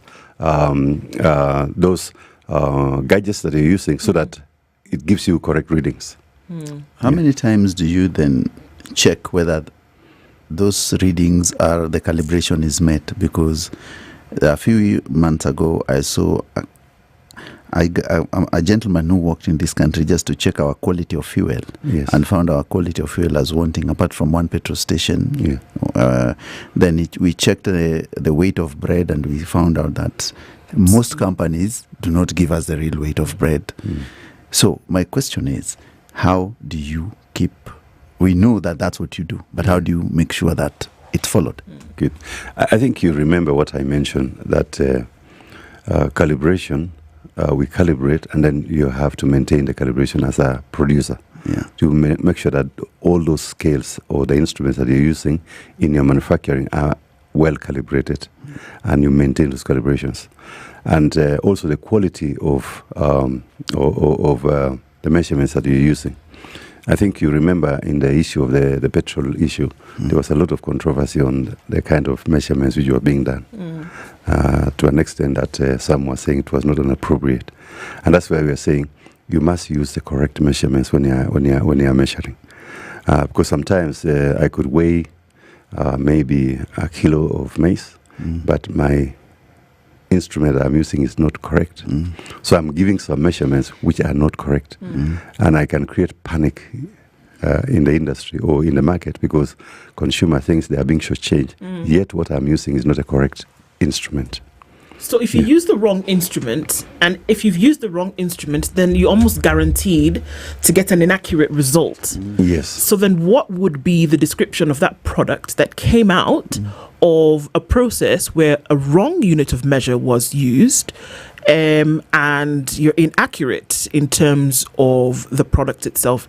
What would that product be called? Counterfeit? Would it be called substandard? What would that be? It depends on, because, when you talk about substandard, it means it's not meeting the requirements of the standard. So now if I am measuring for you 1 kilogram of unga, but I give you 1.1 kilograms. So as a consumer, you're happy, you're having more. But it's also possible I can give you less than the 1 kilogram. So you're very dissatisfied. I'm also shortchanging you. So you see, that one is playing on what we normally call it legal metrology. Okay. You're not getting value for your money. Okay. Yes. But we also have cases where now, maybe if you are talking about medicine, for example, and you're supposed to get certain doses. So if you're getting less, then what you are consuming might not give you the right treatment that you have, or you're getting more, then it can harm you. So you have those cases whereby you are losing money, but also there is the issue of cases where it becomes a health risk for the person. Okay. So I guess that is a perfect segue into some of the things that we see making their way into the public arena, whereby, unfortunately, there are things that perhaps in their makeup don't meet the standard, like you've said, or have not passed through the process using the proper weight of measure, or just even their composition. And so what we have is in the market today, like we've seen, is that we have contraception that is, many say, fake, or that we have medicines that are inefficient or ineffective. We have food items, produce. CEO told me today that there's a place where you can go and get margarine that is like plastic, and you put it on bread. These are realities of things that happen. You buy medication, you ingest it. Over time, it becomes a health hazard. And these are products that exist in the market and are sold for people use their money, buy and then ingest, whether it is food, whether it is diapers, whatever it is, that for something that should meet the standard, there is an identifiable fake or counterfeit or below the standard product in the market, which from our understanding is all supposed to be controlled by KEBS. Yeah, I think that's an area maybe that can require further discussion because it's something on issues to do with counterfeiting. Some of them are intentionally doing it behind maybe the surveillance. So that's a criminal activity actually that requires a multi-agency approach because the consumer who is aware that there's somebody who is doing that should normally report so that action is taken. What do you do though? Yes. The enforcement, I think what to do also was coming to is how do we get enforcement done? And number two, some of these products have kept stickers on them. Who provides the stickers? I think what we have certified, we have a way of verifying those stickers, and we've done a lot of consumer awareness, so that when you get a product with the S mark, you can be able to verify that the authenticity of that. Yeah, but I think what we are talking about is a case where somebody intentionally is counterfeiting. Yeah, and I think that's a big problem globally, and that's why we say it requires a multi-agency approach. The consumer is also very, very critical because if you talk about somebody counterfeiting, it means I'm riding on somebody's intellectual property right. So you see, that's where even the manufacturer is very important because can say, this one looks like mine, but it's not mine. So that's why I'm saying this requires a lot of multi-agency approach and consumer awareness. Yes. Okay. Yeah. On the testing bit, when you said a few years ago, there was a time when the condoms were brought into this nation.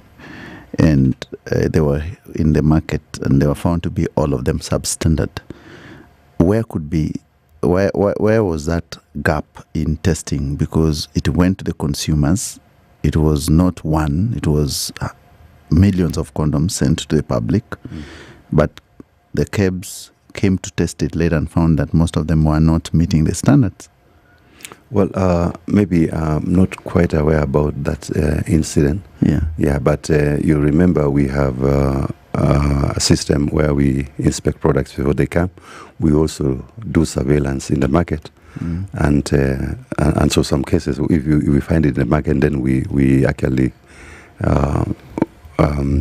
we take it from the market and destroy them. Yeah. Okay. Yeah. So now when we talk about calibration of medical equipment, just give us an understanding into the kind of equipment that we are talking about and then now calibration of the same. Good. Thank you very much. I think I will take you through your journey to the hospital. I think all of us are candidates of one time visiting. Either you are going with a relative, you are going yourself, or you are taking a loved one. And so when you reach the hospital, one of the things that you go through is you are taken to triage, which is a very critical stage in your diagnosis. So when you get there, some of the measurements that you see is you will get the nurse taking your temperature. The nurse will also take your blood pressure and also take your weight. So you see, those are 3 measurements that are being done there. Yes. And how those measurements perform might determine the kind of attention you are being given. If, for example, you go in and your blood pressure is reading 180, definitely you'll given high priority, and most likely you are taken to admission and interventions. Immediately, yes. Yes, and if your blood pressure is normal, you'll be told to take a number and queue. If your temperature, for example, is reading 42, then I think even the other patients who are being seen by the doctor will be told to wait, and you are attended first.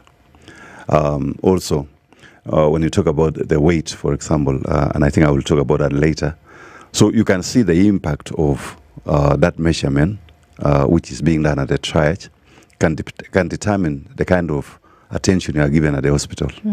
Now, if you look at this case here, suppose your blood pressure is actually 180, but it's reading 130. Maybe that the PP machine had some problem. So you will be told to take a number and wait. On that day? The same day? The same day. You've arrived there at the triage, seen is 130, which seems normal. And so it's not an emergency. But the truth is maybe it's 180. Now what will happen? It means you'll have a delayed attention. And maybe by the time you are being seen, your health has deteriorated. If your temperature is 40 but it's reading 36.5, definitely it's not an emergency. You will be told to queue and get attended. So you see why the accuracy. And then the other case where I mentioned 180. Suppose it's reading 180 but actually you are 130. You'll be taken into immediate medication, given some attention, which you should not have. And maybe most likely, because of that, you might even be admitted. So you might get a case whereby the person who is supposed to be at home is admitted, and the person who is admitted should be home. So is this an issue of faulty medical equipment? Yes, yes. It's what I'm saying, the calibration. Why we calibrate is to make sure that the readings we are getting are correct, so that we make correct decisions on our patients. And that's what I was saying. So that if my pressure is 130, and I go for that measurement, it's 130, and I'm taken to the regime, which is correct. I don't want a situation whereby if my pressure is normal, but it's being reflected as abnormally high, and then I'm taken to the wrong. And that's the expectation of every patient. Expectation of every, even when you take your children, you expect that the readings are correct. And that's why we encourage all medical equipment to be calibrated, so that those measurements are reliable and the doctors can make correct decisions as they take you through the treatment. Okay. Yeah. What happens if they were calibrated and they're okay, but somehow in between the usage, they develop error or they cannot maintain the standards? How do you tell that what was actually calibrated is not reading the measurement correctly now? Yeah, I think we normally have what we call daily checks. So as you maintain your instruments, you have daily checks that you check before you use the equipment, which you call, I would call it in-house calibration. So if it's a temperature, and then you have the reference standard that you're using to check to make sure that it's okay. So you have daily checks, we have intermediate checks that you use, and then maybe once in a while, based on the determined period, then the calibration is done. What we are actually doing, we have come up with what we call a calibration bench. And we've done for hospitals, and this to make sure that they can be able to do calibration in their hospitals when and how they need it. Under whose supervision, though? Yeah, so this bench we developed for them, and then we've trained their biomedical engineers, and the biomedical engineers are the ones who maintain equipment, and they are the ones who are handling those equipments in the hospitals. So a number of hospitals, they've come forward. We've developed this, so even at any time they can do their own calibrations internally, and then we occasionally go and calibrate their bench. So you see, it's about bringing those services closer to them so that they can be able to do. And it will address the issue that you mentioned, that maybe it was calibrated, but it has malfunctioned. But I think also the aspect of training.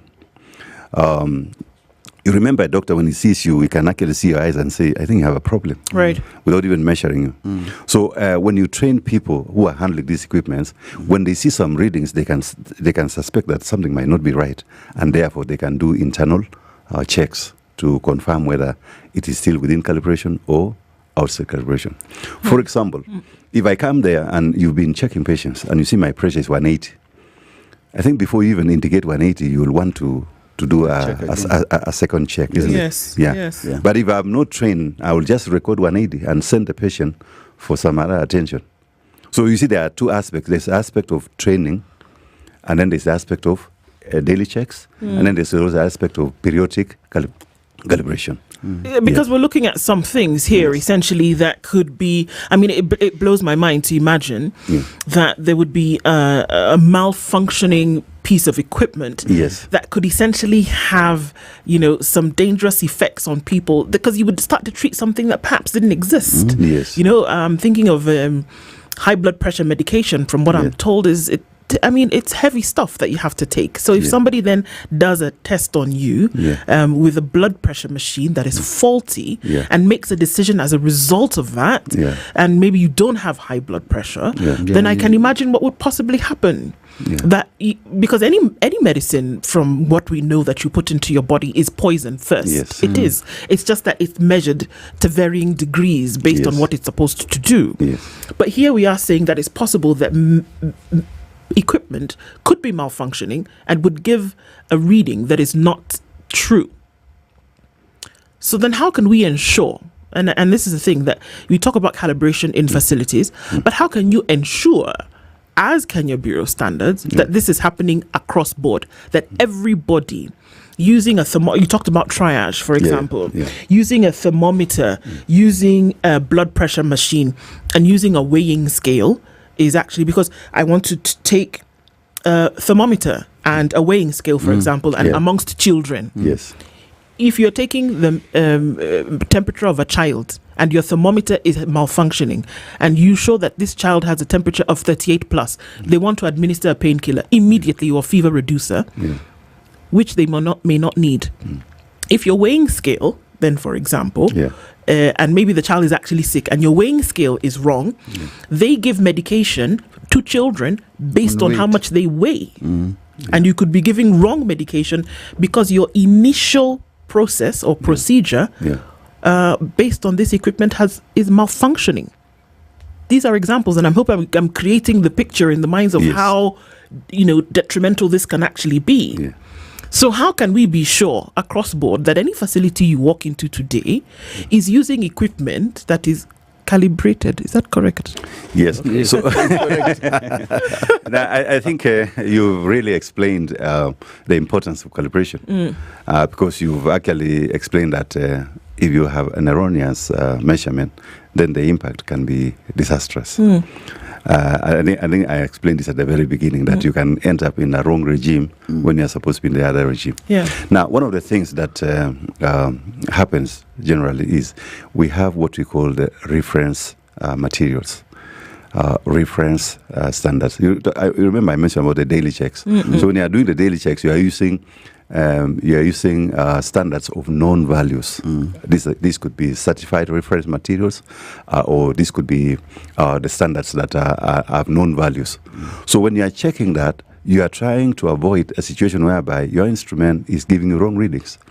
Because if it's giving you correct readings for the reference material, then it means the equipment is functioning normally.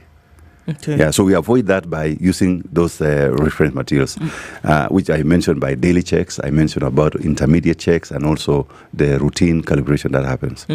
Normally, what happens also, we have, especially for the testing labs, we have programs for proficiency testing. Proficiency testing means there's a material that is prepared by a lab of a higher, maybe I would call it high order measurements. They know the values. And then this material is sent to various labs to test. And those values, they send their values with very clear documented protocol of doing it. And then we look at the values. And then we look at how these values are comparing. Now, so there's a band which is acceptable. We call it Z-score. That's within that Z-score, those values are okay. And if there's one which is off, then we normally have discussions. We have meetings. We discuss what happened. How did they come up with this value? And this is a way of also helping them build capacity. You remember the issue of the cat. That the cat was sitting on a small hill and thinks he's at the highest point. Until it turn, look around and say, hey, I'm actually at the lowest. So that's what we are doing in these intercomparisons. You also do measurements with others, and then you look at how you are performing. And maybe you're doing very well, and you can also explain to the others, what is it that you are doing that you're doing very well? Or maybe you're doing very poorly, and you can learn from others why you are not doing very well. Very well. Yeah. Okay. So this is the kind of engagement that we normally encourage the labs to do. Okay. Yes. We'll take a break at this point and then we'll come back and continue at 26 minutes to 8 o'clock. We're having a conversation this morning with Dr. Henry Rotich, who is the Director of Metrology and Testing at the Kenya Bureau of Standards. And we're looking at some of these things and saying, okay, it's important for us to know, because then it would appear as though, well, that's between KEBS and the facilities. It has nothing to do with the rest of us. You guys just make sure you do your thing properly. Yeah. But let's come back and see then why it's important for us to know. We'll take a break at this point. We'll look at traffic, weather, and then come back and continue with this in a bit.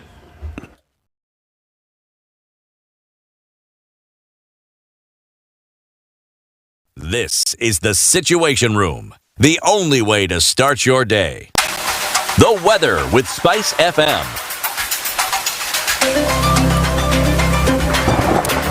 Partly sunny conditions in Nairobi at 16 this morning. It's sunny at 15 in Nairobi and partly sunny at 16 into Nyeri. 14 and sunny in Eldoret, while Mombasa raining heavily at 25. We're also seeing the heavy rain coming into Malindi at 26. It's cloudy at 20 into Kisumu, with at 20 in Kampala, while Dar es Salaam is sunny at 23. It's 9 degrees and clear in Johannesburg, while at 27 it's sunny in Mogadishu and sunny at 16 in Addis Ababa. Lagos is cloudy at 26 with mostly clear conditions at 23 in Kinshasa.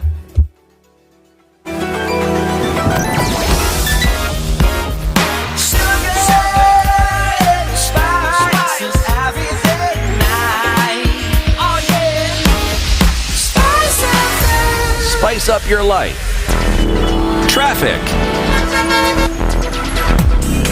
The traffic on the Eastern Bypass this morning is not a joke. Inbound traffic, bumper to bumper, all in the red as you go past the junction of Outer Ring through towards the Cabanas interchange. That is extremely busy, and it's joining with oncoming traffic from Mombasa Road. So that Cabanas interchange is going to be a fun time this morning, isn't it?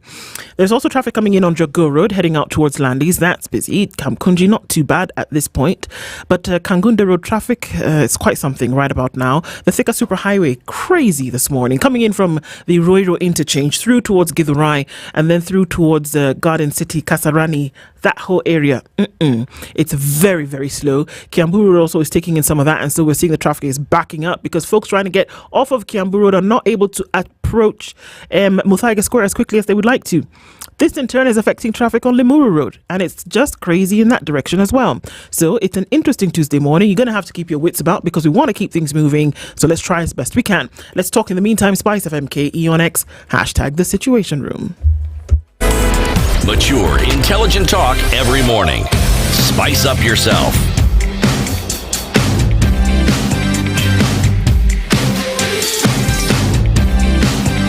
Mornings done right. 94.9 94.4 Spice FM, Nairobi. The Situation Room this morning at 22 minutes to 8 o'clock is with Dr. Henry Rotich in the hot seat.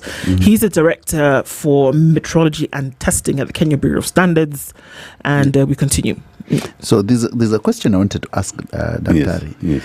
You've said that you are trying to make sure that these are standardized when your team visits these hospitals. Are you sure that the hospitals in Kenya, especially the small hospitals, have this equipment?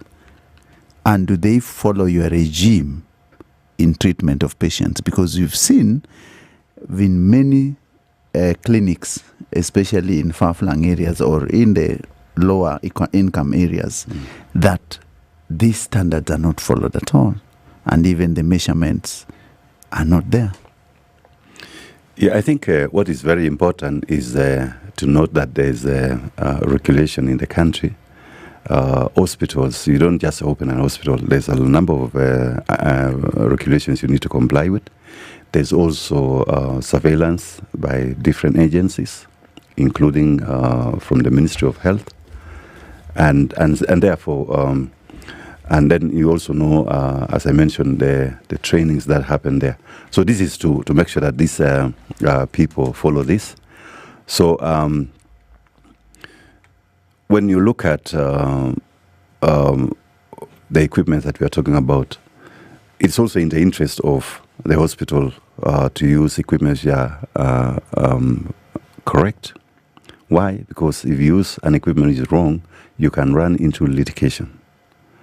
And I'm sure you've known even in some jurisdictions people have been sued. So the hospital can be sued. And then also you can lose your license. You can also lose your reputation. So without really even somebody standing behind your back and checking you, there are high stakes as a hospital not to do the right thing in terms of. And also, one of the things that I wanted to mention, maybe because it might sound a bit scary, is that as metrology community, we work together. And if you remember, I mentioned in 1875, when we signed the first meter convention, the idea is to work together globally. So there's metrology community working together with the industry to develop measurements which are stable. I'm sure there's no day you've really gotten scared that my watch is reading 7:30, but actually 7:40. You find it's 7:30, 7:30. Why? Because those measurements are stable. So what we want to achieve, our goal is metrology, is to achieve so that you don't have to worry. If you have a thermometer, although it's not calibrated, it should be stable to give you measurements just stable. So that calibration is to help you have that confidence that you're okay. And where do you take remember, if you look at, for example, when you're flying, the pilot tells you we are going to descend in the next 10 minutes. It doesn't tell you after how many kilometers. Why? Because the measurement of distance and time is very stable. So within 10 minutes, it will have covered a certain distance. So as metrology, that's our goal, and that's what we are doing, to develop measurements which are stable. So that as a user, you don't really have to worry so much about that. Yeah, you will just be doing it to assure yourself that you are okay, and also to have evidence that you are monitoring your instrument. Okay. Yeah. I want to talk about a particular instrument. Yeah. It is not a medical one. Yeah. But it could have results would take you towards the medical sphere. Yes. So follow me here. Yeah. There are these gadgets that are used by the police. Yeah. They're the ones that are used for measuring the amount of alcohol in your system. Yes. And there is another one that is also used for measuring speed. Yes. Now, both of these situations could get you in trouble. Yes. If the wrong measurement has been arrived at. Yeah. That if somebody would take, essentially alcohol is a breathalyzer. Yes. So if somebody then measures the amount of alcohol by, the expulsion of breath. Yeah. And this gadget is reading above 0.2, whatever is the legal limit. Yes. I could get in trouble if I'm on the side of the road. Yes. Whose who's making sure that these gadgets that are being used on the roads are serviced and I like that word, calibrated? Yes. And also this one where if I'm driving in a 50 kilometers zone at 50 kilometers, but this gadget is reading that I was driving at 120 kilometers, I could be in trouble. Yes. Who's making sure that those gadgets are calibrated? I'm going to use that word as many times as I can this morning. It's very important to always, and I think it's an opportunity for our citizens also to appreciate the role of metrology, the role of calibration, and also measurements. Yeah, because remember I talked about metrology being the science of measurements. Yeah. So every day we endeavor and we work together internationally with all national metrology institutes to develop stable measurements. Remember, when you look at the alcohol blows that the police are using, you talk about the speed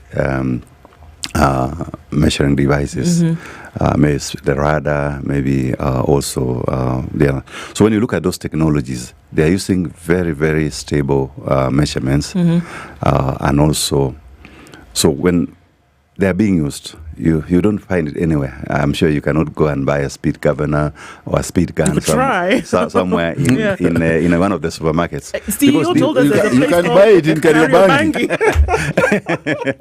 That one you need to report. Dr. Ednah, you know Kariobangi has very many things. Yeah, but I believe that if it's being used by the law enforcement, then it's not that kind of, because they have to buy from the formal channels. So one of the things that happens is this equipment, as I mentioned, before even they are put to the market, they go through rigorous process of quality assurance to make sure that they're coming. And you find some of them, when they're coming, they're actually required to have a certificate of calibration from a National Metrology Institute. And as I mentioned, the National Metrology Institute is actually at the top in the hierarchy of measurements. At the top. You look at a pyramid, at the top, that's where you have the National Metrology Institute, giving measurements of very, very low uncertainty. So the deviation is not there. So the issue is, as Kenya Bureau of Standards Metrology, we have set up capability to calibrate the speed guns. And what the police are using now, we have calibrated. They have valid calibration certificates, and we occasionally work with them to check and make sure that they are reliable. Also on the speed guns, on the other one for the alcohol blow. So we also have capacity to calibrate for them. So when they deploy, definitely you cannot go wrong. It will be correct. So I think as a motorist, we have a duty also to just be obeying the speed limits, or if you want to drink, don't drive. If you cannot, because you might not drink and know how much you have taken, because when it's measured, it happens. Now, one of the things I wanted to mention, we are not working in isolation as the National Metrology Institute. We work with other national metrology institutes. For example, in the US, we have NIST. In Germany, we have PTB. Those are very, very high-level metrology institutes. We have sent our officers there. We have officers who have even gotten PhD in the US, and they are working in our labs. We have people who have spent 2 years and gotten a PhD also in Germany. So you see our measurements are comparable. We also participate with comparisons of measurements, what we call key comparisons with these national metrology, and this is organized by BIBM at a very high level. So we have comparisons which are done, and then we meet and discuss these measurements. And if your measurements are good, you can now file what we call claims, calibration and measurement capability in the International Bureau of Weights and Measures database. So if you have a chance, you can Google BIBM, you go to the key comparison database, you will see the capabilities of Kenya. It's not for KEFs, it's for the country. And so these are some of the things. And so we work together, and our goal is to make sure that the measurements that are available in the industry is very stable. you sometimes you are driving, and I remember when I was coming here, I wanted to be very sure I don't miss the turn, because I knew if I miss, I might need to go very far. And I turned on my GPS, and for sure, when it told me to turn left, it was at the right place. He even took me to the parking. And because the security was telling me, now you have arrived, but the Google map was telling me, turn right and you reach. So you see, those accuracies is because of the measurements that we have done. Yeah.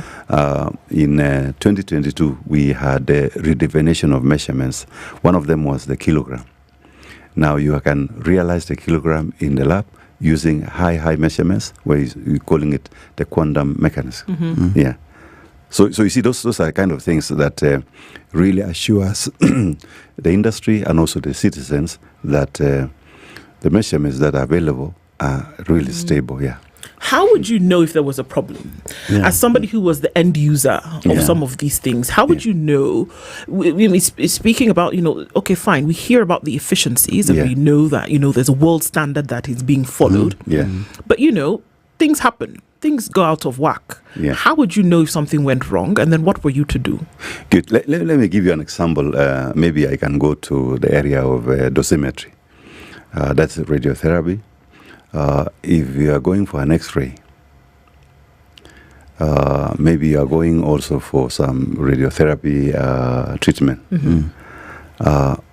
Because of the kind of systems in place, control systems.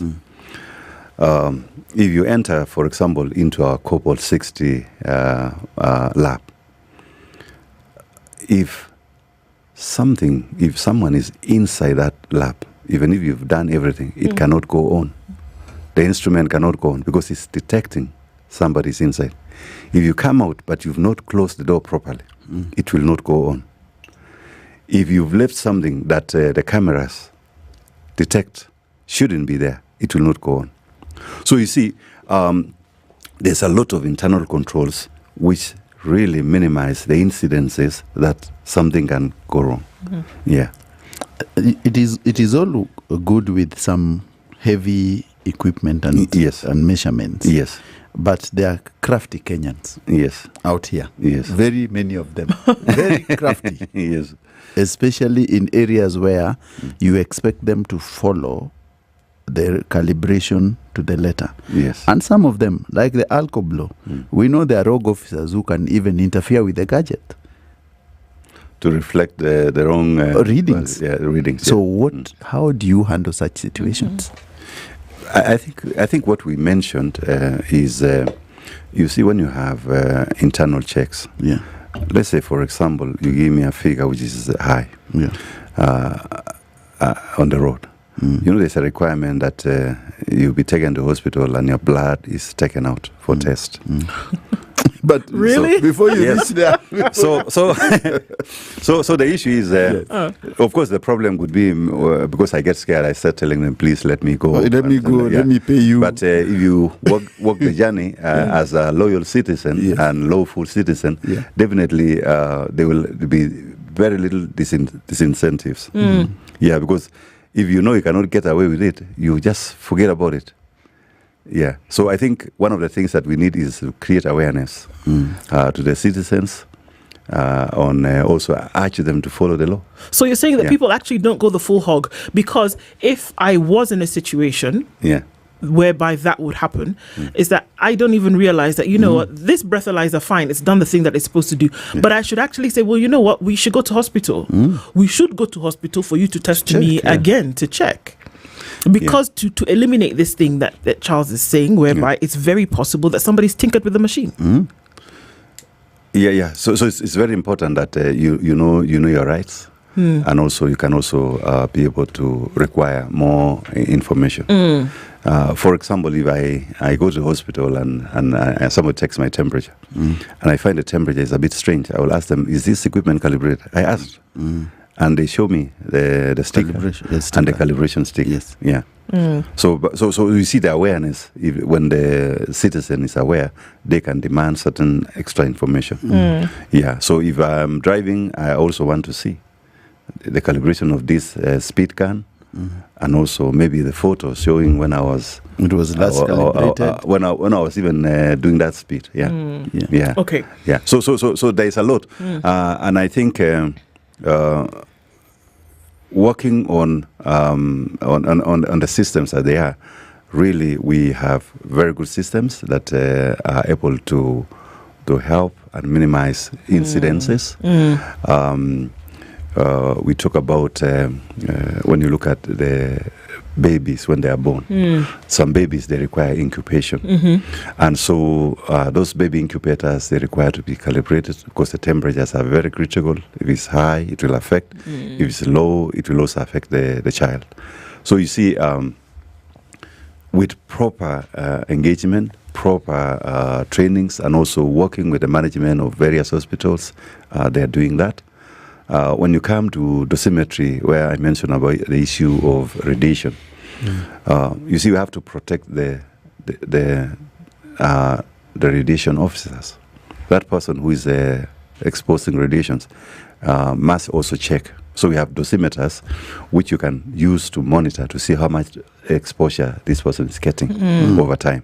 You also need to protect the patient, because if you are to expose certain millisieverts, then you need to make sure that it is within the acceptable limits. Because if it's higher, it is also harming the tissues. If it's lower, you are not achieving the kind of treatment you want. Yeah. So I think it's a conversation that is very important, that everybody listens to it and can contribute positively.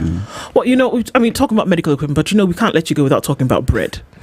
And when we talk about the measure of things, is that apparently folks are saying there's not a 400-gram loaf of bread that actually weighs 400 grams, or 600 grams that actually weighs that, 600, or 1,000. Do people 1.5 kg bread that weighs 1.5 kg? Yes. Now we see situations whereby people actually could be letting you down as KEBS because they are not using either the proper measurement, or they're just trying to make a quick buck over people's lacking 100 grams kind of thing. And that people are saying it is rare for you to actually go get a loaf of bread, measure it, that's supposed to be 400 grams, and it comes out to be 400 grams. That's right up your alley. And why would that? Because it's not the first time we've heard it. It's been in the chatter forever. That the bread that's supposed to, because you're asked to give the measure on the packet, right? But it's very rarely that number. Why?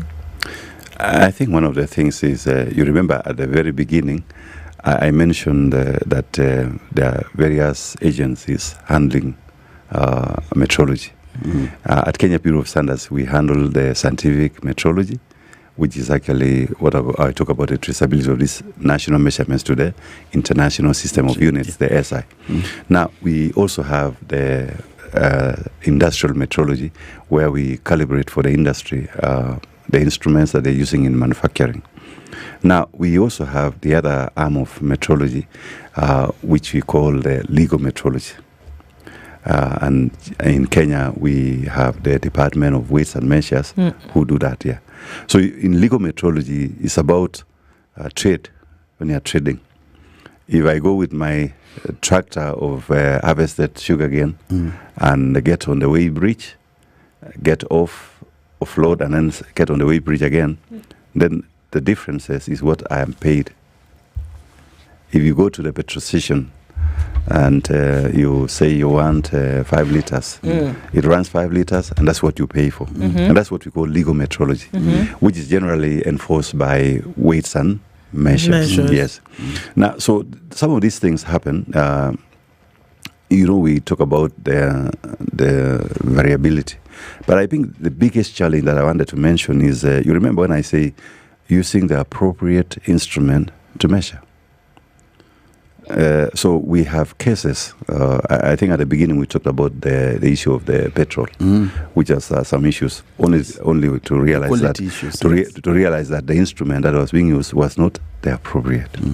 Now, so when you are weighing something, what you are using also, is it calibrated? Because if it's not calibrated, then you could also be giving an erroneous measurement. So that's one of them. Then the other one is some of these products, I'm not very sure because of the storage conditions. You remember when you cook something there's water. So what happens if you exposed to very dry conditions? You can also get it losing water, isn't it? What about if you put something in an environment where there's more moisture? The moisture is high. Some of them are hygroscopic and they can absorb moisture, isn't it? Yeah. So it's an area that I think engagement with the consumers, I think it's very important that the consumers report such incidences so that the manufacturers are also engaged and some corrective actions be done. How do you actually handle those cases that would come before you where somebody comes to complain? When we have such complaints, we have a Directorate of Market Surveillance at Kenya Bureau of Standards. And when we get such complaints, we also go to the market ourselves and pick samples, even without any complaint. So we surveil the market. Just like a consumer, we come to the supermarket, the outlets, and we also buy products. And we check, some of them we check labeling on site. And some we take to the labs to test. And when we find there are issues, we seize products. And I'm sure you've seen in many cases where products have been seized, they are being destroyed, and so such cases. And then also when consumers inform us, give us a complaint, we also investigate that complaint immediately. We send officers to the field. Yeah. So we have our own surveillance, and then we also have the consumer. And also, you can also get other manufacturers also, because if I know I'm making bread and somebody is not doing the right thing, I can report. Yeah. So I think as a loyal citizen and a consumer, you have a right to point out where cases where you find somebody is doing shoddy things. Yeah. Indeed. Yeah. How frequent do you survey these places to find out, especially the meat products? Meat products, you remember, as I mentioned, we have different agencies that handle different products. Just like I mentioned, when it comes to issues of somebody cheating with the weighing and selling, so we have the Department of Weights and Measures, but we also come in. You know, as a multi-agency, I cannot see you committing a crime and walk away. I will also do something about it. Yeah. So sometimes it might not be directly your mandate, but you have to do something because we are serving the same citizen. Indeed. So now when it comes to your question about how often our officers are always out in the field. Yes. Following maybe some of the schedules they've designed, but also when we get intelligence, we go. To find it out. Yes. Well, I mean, really enlightening to be able to find out that actually some of these things can be and should be followed. Dr. Henry Rotich is the Director of Metrology and Testing at the Kenya Bureau of Standards, has been our guest this hour. Thank you for sharing these insights with us. And we keep surveilling as we should, and all in part together. Thank you very much. Good morning. It's 8:01.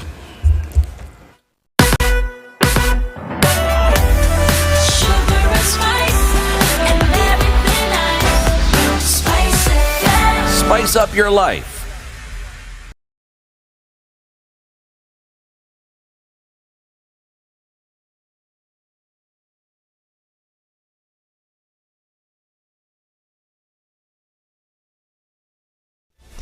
Good morning, this is the news wire. I'm Leah Obaga.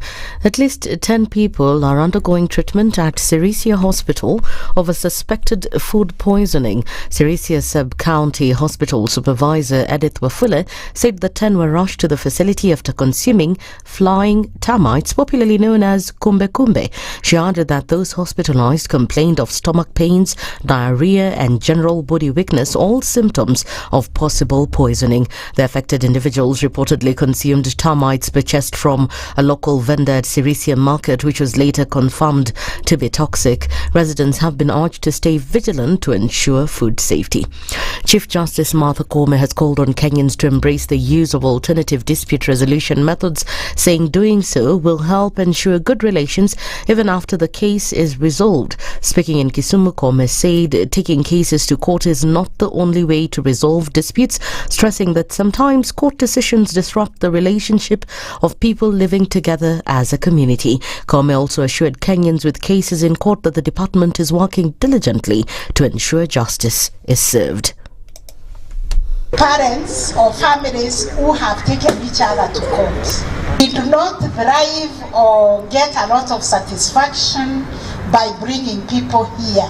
What we want to tell people is obey the rules, obey the bylaws, follow the rule of law, and then we will have much more to do with this structure here of educating our people other than bringing them here to punish them. The Supreme Council of Kenya Muslims, that is SUPKEM, is now calling on politicians to stop interfering with the approval process for the IBC chairman and commissioners. SUPKEM chairman Hassan Olenado has urged all those with complaints about the names submitted to President William Ruto to write to Parliament before the Parliamentary Select Committee begins vetting the chairman and commissioners. Petition is that they should have been. One of the issues raised by a senior politician is that there should have been further consultations within the dominant political class before the president announced the nominees from the list presented to him by the selection panel.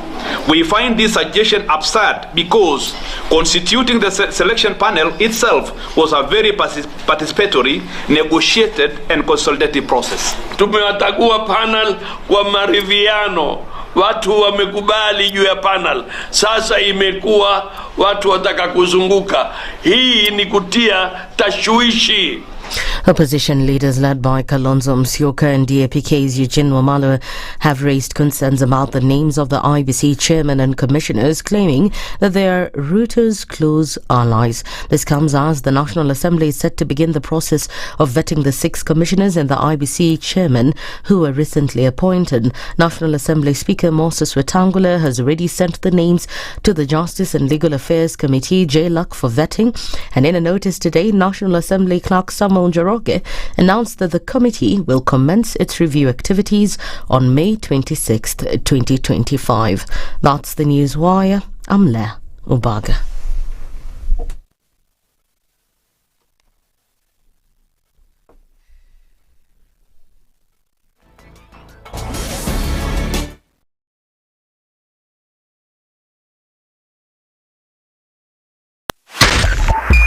.5 Spice FM, Kisumu. Traffic. All right, so what are we looking at? Traffic started to get just crazy as we got into traffic hour earlier, and now still looks like we're going to be taking through the ringers with traffic, especially that's coming off of the Eastern Bypass, Mombasa Road. Also on the Thika Superhighway, still heavy at this hour, coming in from Githurai, and so we're looking at the crossover from the Northern Bypass in from Thindigwa all the way through towards Kiambu Road, and then we're looking at that Northern Bypass with quite some traffic this morning. Limuru Road is affected, Kiambu Road is affected. It's very heavy on Lower Kabete going towards Spring Valley, so that's doing that thing. Ngong Road coming in from Naivasha Road, extremely heavy as well. On Langata Road now starting to pick up as you get towards Aerodrome and then touching on Uhuru Highway. Traffic off Mombasa Road, then going towards the Nyayo Stadium roundabout is also in full swing this morning, so it's a busy one. What's going on where you are? Are you stuck? Tell us. Have you found a route that others can use? Tell us that too. How? SpiceFM KE on X, hashtag The Situation Room. Mature, intelligent talk every morning. Spice up yourself.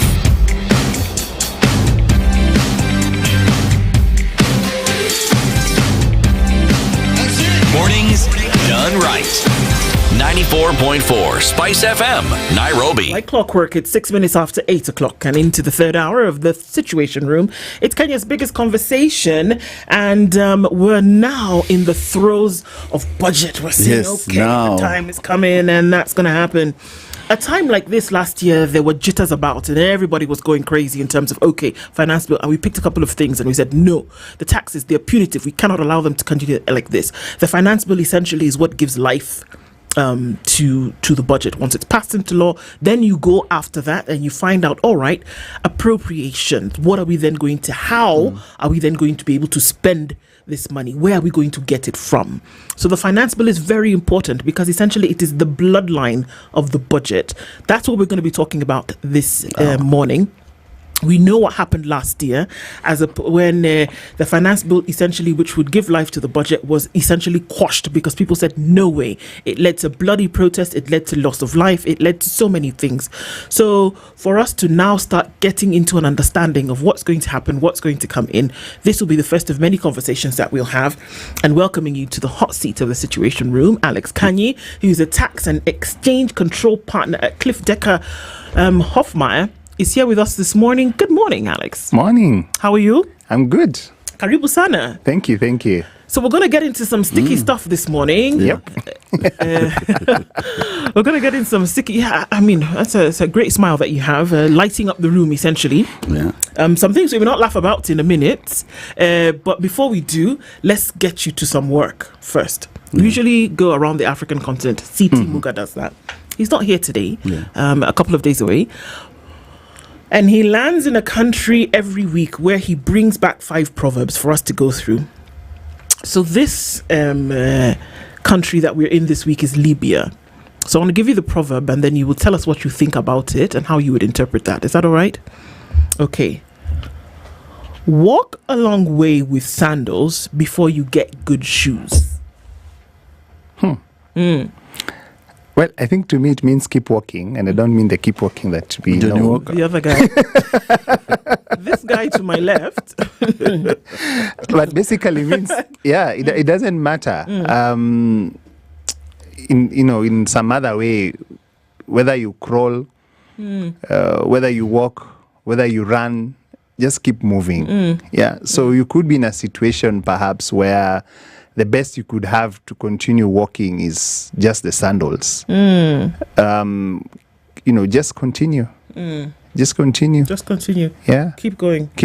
You'll get there somehow. And then somehow. You get okay. Yeah, because the alternative would be to wait to have the shoes so that you start moving. But by that time, you've wasted time.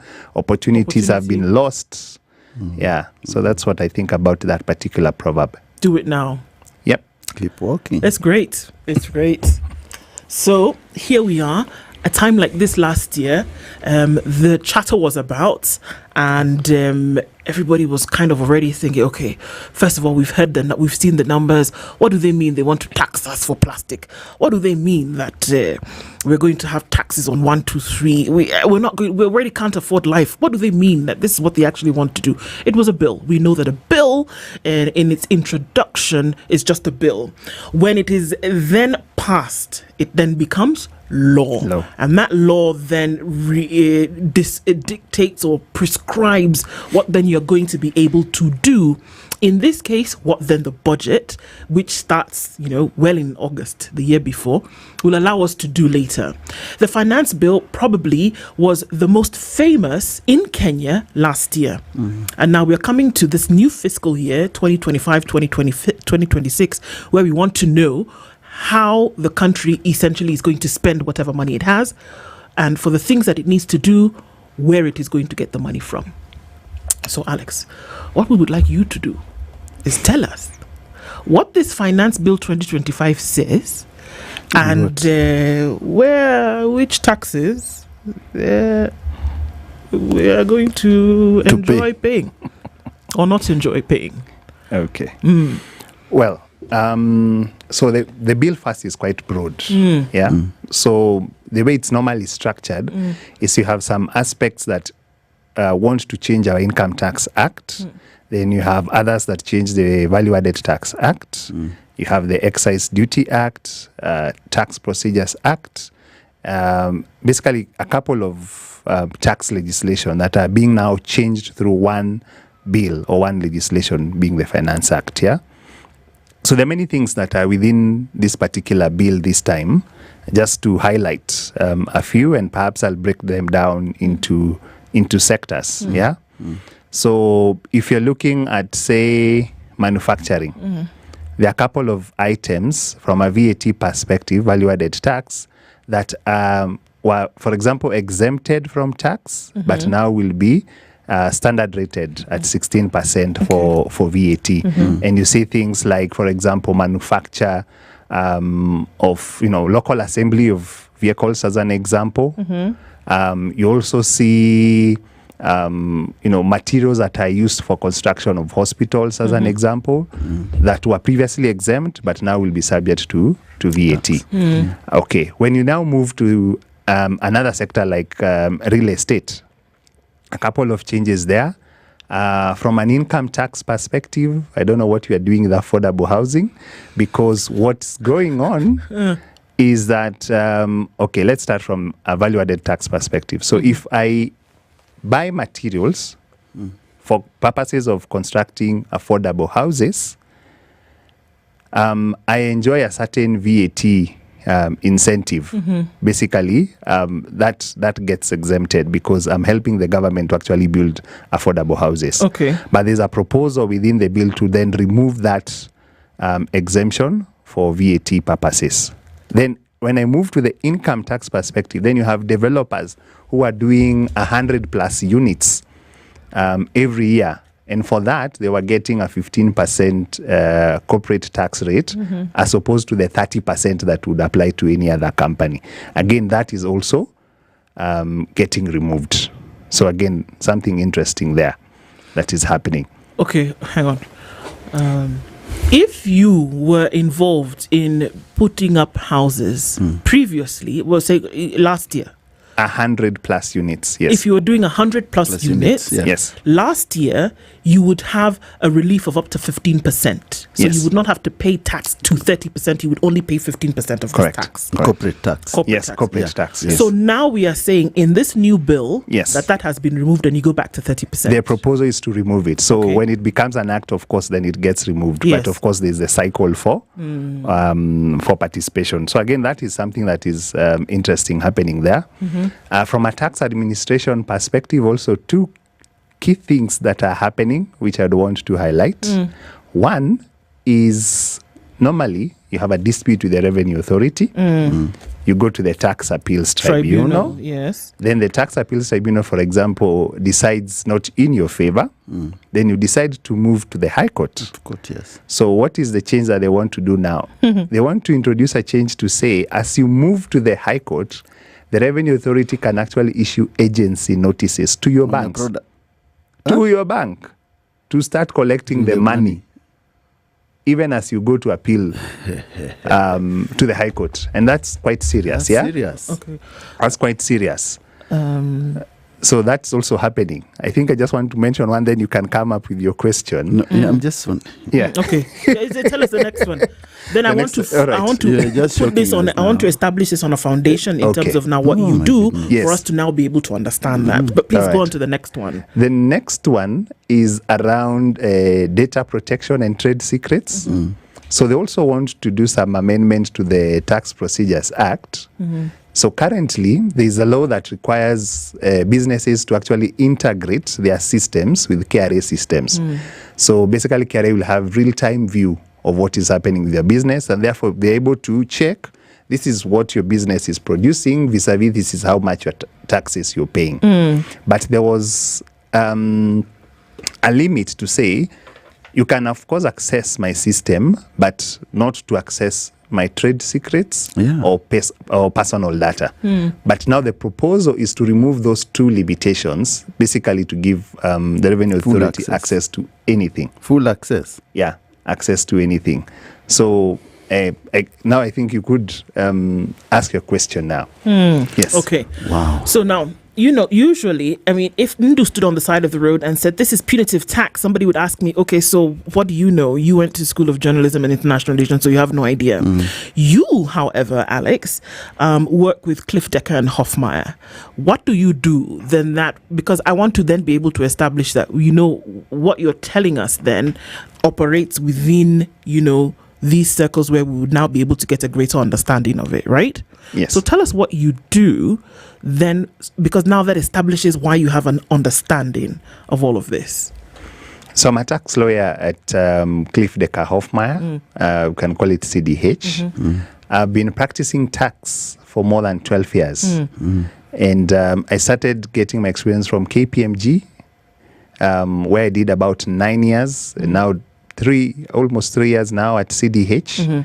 So I've been doing tax for all my life. Okay. Other than that, certified public accountant, so I know math. Of course, I'm a lawyer. At the very least. At the very least. And also a certified public secretary. So I advise clients, local, multinational, on anything tax, be it tax dispute resolution, be it tax structuring, be it tax planning, or to simple things of tax compliance. All right. So that establishes it for us, okay? Can you help the government with the tax regime? Yes, we do. We do actually help the government in many ways. So, for example, when we are talking today about the Finance Bill 2025, I've been listing from Finance Bill 2020. So every year, I analyze what is the proposed change, what is the impact, and actually produce documents that give guidance on whatever should be done to change things. And I don't just end at writing. I've appeared several times before the National Committee, Departmental Committee on Finance and Planning. Now being headed by Honorable Kuria. Where we give comments and say, fine, this is what you propose to do. We think this will work, and we think this won't work.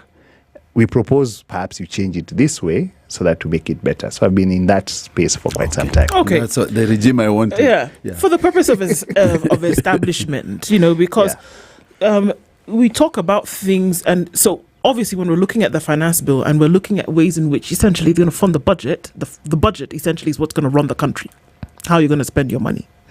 Now, it is the participation that you talked about, then it goes into a round of public participation where people are saying, do we agree or do we not agree? Usually by the time they've done the thing, most people, unfortunately, whether it is in our mind or reality, the public participation is kind of like, okay, so you participated, fantastic, we're moving along with the thing, right? Now, I want to look at these two issues that you talked about, which bear great importance on how people are then going to be able to operate in business. Whereas Kenya Revenue Authority has the mandate to collect taxes. That's what they're supposed to do, collect money. That's it.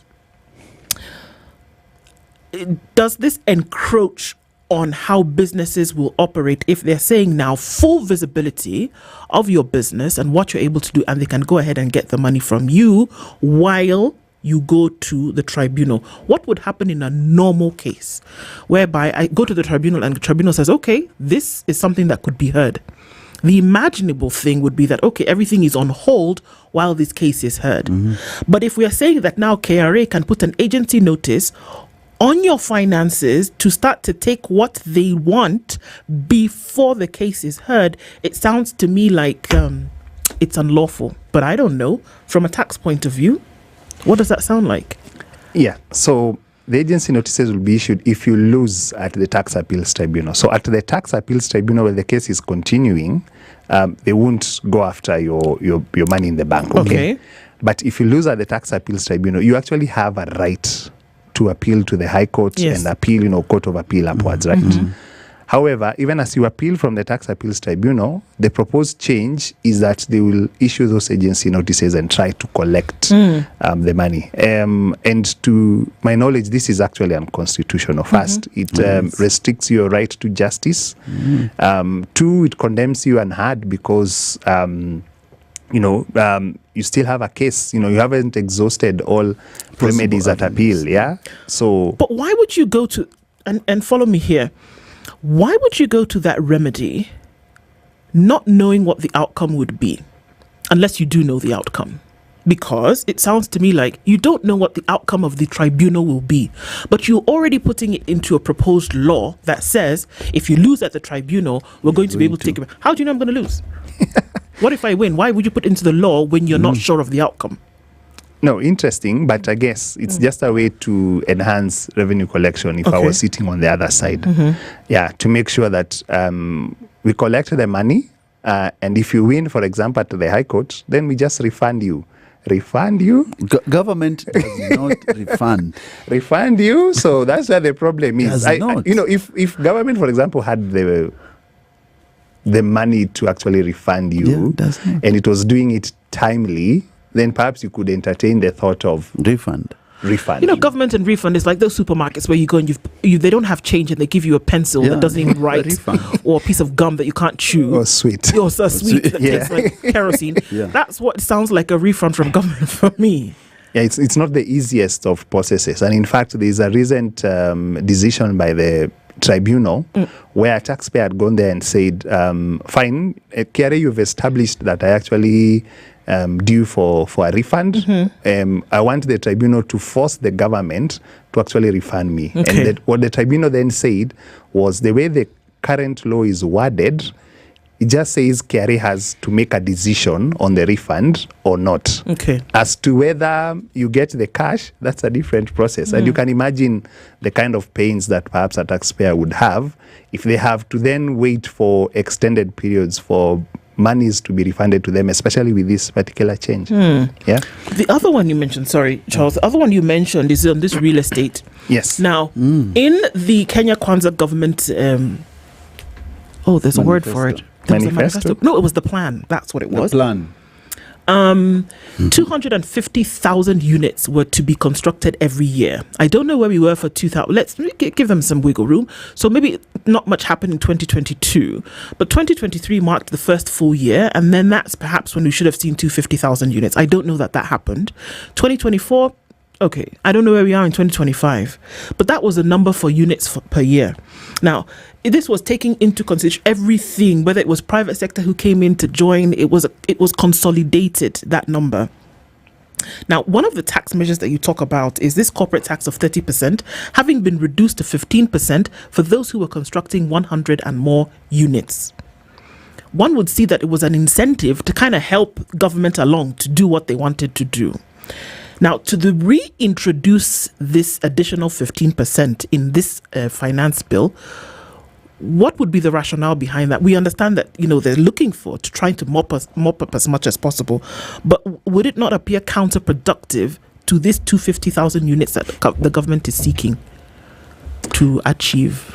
Yeah, to me it looks counterproductive. And by the way, affordable housing is something that I'm really passionate about, and anything around housing and helping people to actually acquire their own houses. But we have to take a step back and look at it we have our national tax policy, and then we have Kenya's medium-term revenue strategy. In these two documents, one consistent theme that you will find is that government actually intends and plans to reduce tax expenditure. What do I mean by tax expenditure? Look at tax incentives, check whether they're effective or not, and perhaps cut some of them to ensure that government collects maximum revenue. Okay. Now, let's come back to affordable housing. This particular change was introduced actually in 2017. This incentive was introduced in 2017. What we haven't seen is a report to say, based on this incentive that was provided, this is the match that we can see, in terms of houses being built or the incentive actually working. So we haven't seen that, and it would have been useful to see that. But it appears to me that then it is one of those incentives that perhaps government thinks is not working, and therefore they want to cut it back. Okay. Yeah, but is it consistent with the government's agenda for affordable housing? Definitely not. It's not even consistent with the government's agenda to actually encourage people to build as many houses as they want. So I think there's some misalignment there, which the government needs to look at. You said, Bwana Kanye, that you've sat in the national government in these committees, and you probably talk to them and advise them on how to tax Kenyans. And if you look at the document, the Incoming Tax Act, yes, it seems that there are many areas of where the burden of tax will be increased on Kenyans. As you're telling us, the corporate tax, the full visibility of KRA onto our private companies' data, and to know whether you're paying the correct number of tax. But the question is, there's an economist who says the Laffer curve, that the way you tax people less is you tax people according to revenue collected.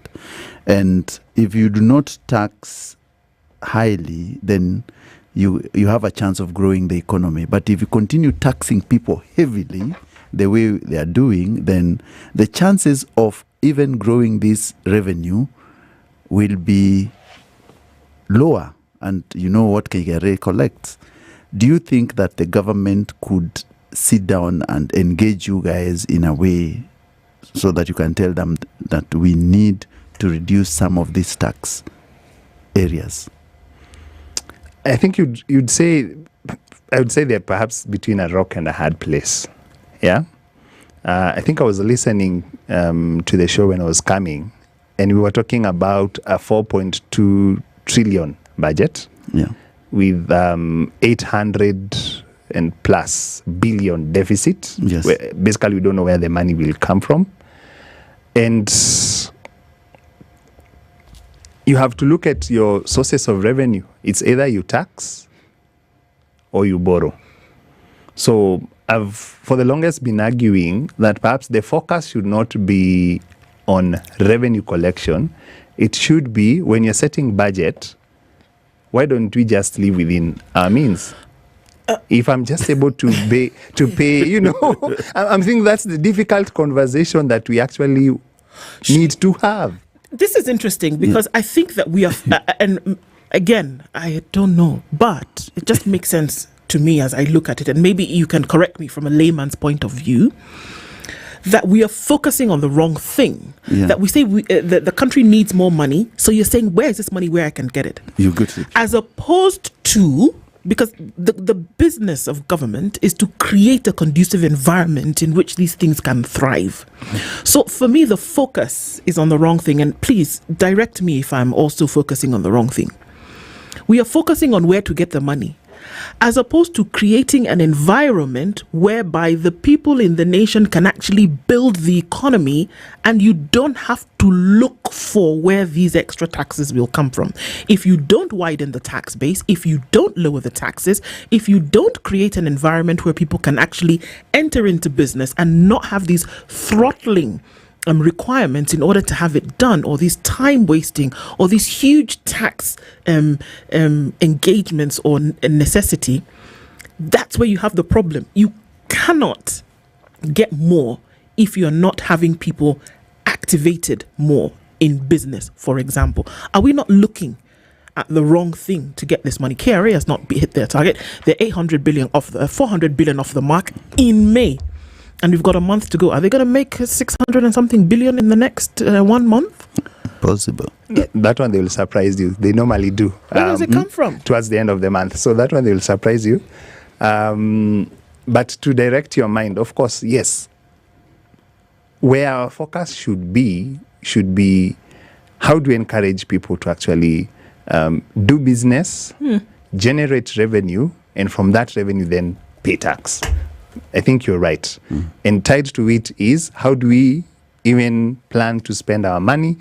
We've heard of zero-based budgeting, accrual accounting, etc., all that. But we still end up with a 4.2 trillion budget. And you wonder, do we actually need all this, for the budget? Because then that is what pushes us in terms of looking for revenue. And at the end of the day, if we will have deficits, then the next year we'll have the same cycle repeating itself. Yeah. And perhaps you hear, for example, we are looking at up to 2027, perhaps doing a budget of up to 6 trillion. So in terms of where we are going, 6 trillion. In terms of where we are going, it's already known. In terms of how much we should be spending. Revenue collection, of course, okay, just recently, that's when they are becoming a little bit realistic. But if you look at those two documents I was talking about, of course, we are looking at collecting huge sums of money from taxes. So I guess our projection is wrong, definitely, but there's something we can do in terms of just creating the environment for people to pay tax. And connected to it is also address taxpayer apathy. Let's take a break and come back and look at that, because that's a big one. And folks, we saw the whole move where people were no longer paying digitally anymore. You go to a shop to do something and they say pay to my number directly or do something like that. So taxpayer apathy is a big issue. And then we'll also come back and look and say, are we doing this all upside down or wrong? Should we not be talking in the finance bill the last should we not be talking about the last thing? Should you say, this is the money that's available, this is what we need to do, this is where we're going to get it, and then at the end of the day, we'll say, okay, well, this is what we need to tax or not. But again, this is just me and, standing on the side of the road. I don't know. But let's look into that with a little more detail when we come from a tax perspective. Then what makes sense? No. Should you look at what you tax first, or should you look at what you tax last when you're looking at your budget? Alex Kanye is a tax and exchange control partner at Cliff Decker and Hoffmeyer, and this morning we're saying, okay, Finance Bill 2025, what's the government coming for? How is the government going to essentially run the nation in the next fiscal year? It's 27 minutes to 9. We continue after this.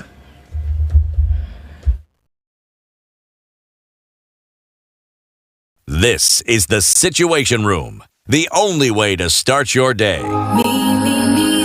This May, the stage is set, the mic is on, and the search begins. Welcome to Next Superstar. From raw vocals to big talent, the search is on for Africa's next hit maker. Next Superstar is here. Premiering May 3rd at 8 p.m. exclusively on Remo TV Plus, StarTimes Channel 56 or Channel 166. Buy a DTT StarTimes decoder for only 1,399 bob or a DTH for 3,199 shillings to enjoy unlimited entertainment. Join judges Size 8, King Kaka, Motive, and hosted by Amina and Butita on Next Superstar.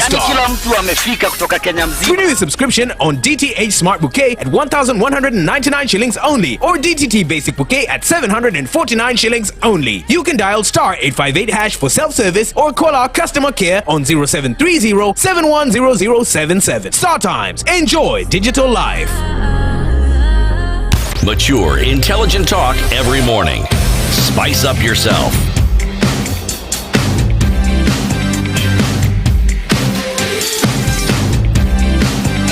Mornings done right. 94.4 Spice FM, Nairobi. The weather with Spice FM. Sunny conditions in Nairobi at 16 degrees, and it's 15 and sunny into Nakuru with Nyeri 16 and partly sunny. Eldoret at 14 is sunny with heavy rain still continuing in Mombasa at 25. It's also raining heavily at 26 into Malindi. Cloudy at 20 into Kisumu with 17 and cloudy conditions in Kakamega. It's mostly cloudy at 20 in Kampala with sunny conditions at 23 in Dar es Salaam. It's clear at 9 in Johannesburg with sunny at 27 in Mogadishu and sunny at 16 into Addis Ababa. Lagos is cloudy at 26 with clear conditions at 23 in Kinshasa.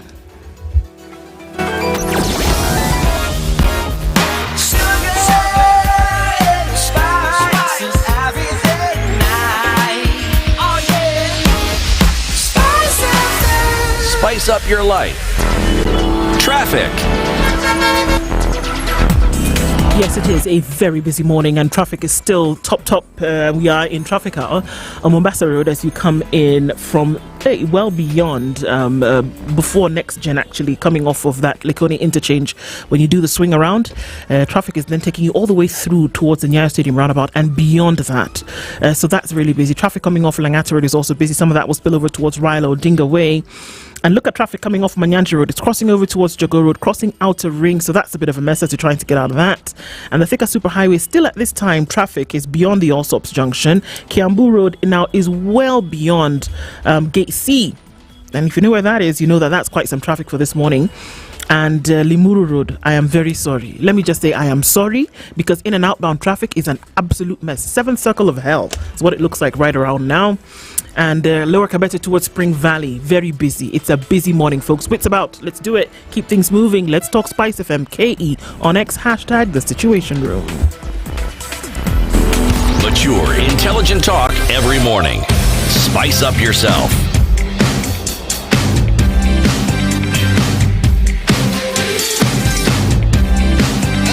Mornings done right.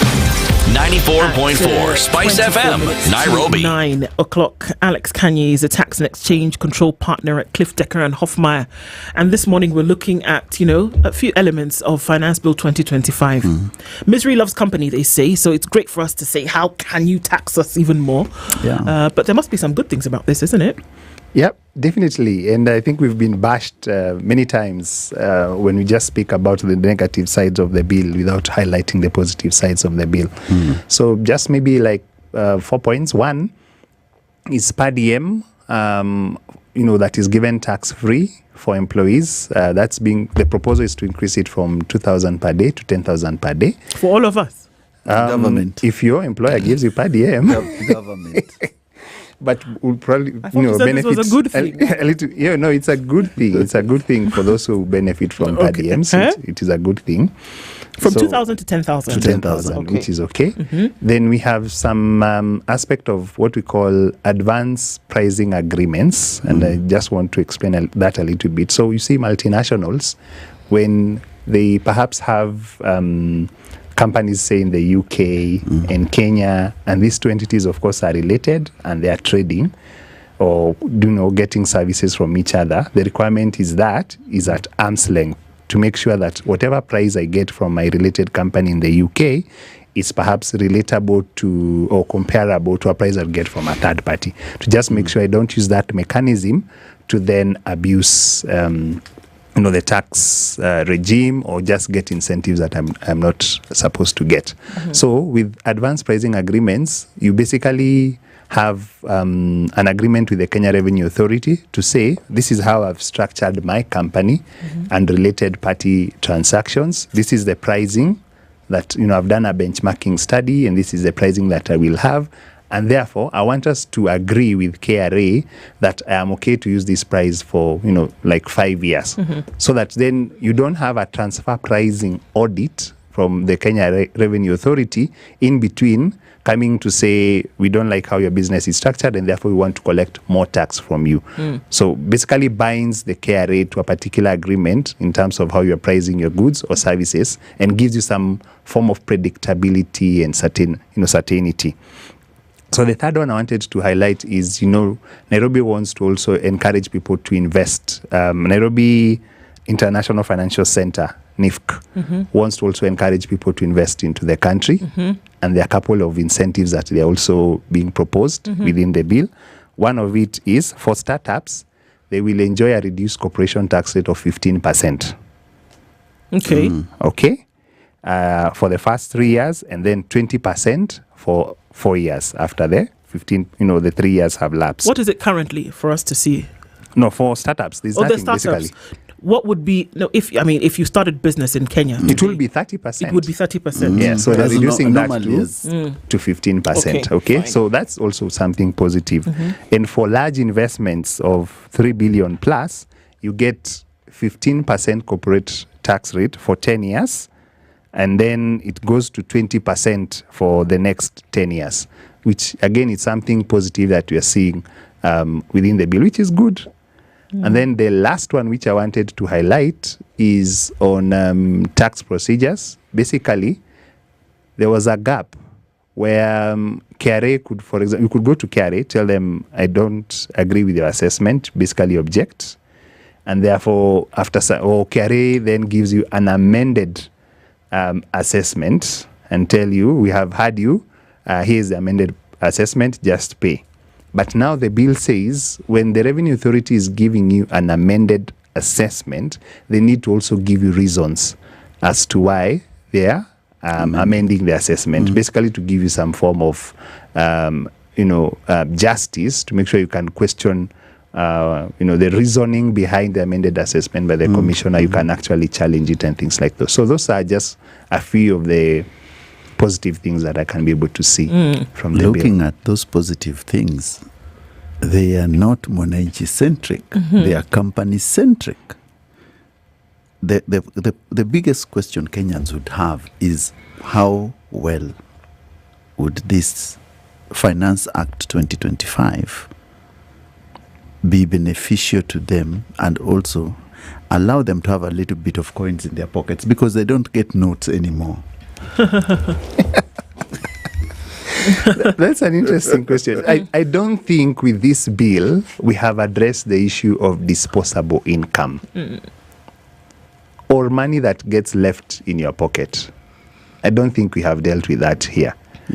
The last time we actually made an attempt at this was, I think, in the COVID time, 2020-2021, we had what we call the Tax Laws Amendment Act of that time. And what did they do? They reduced the highest band for pay-as-you-earn from 30% to 25%. That's direct money to your pocket, okay? Because you get tax less. Then they also did a VAT reduction from the standard rate of 16% to 14%.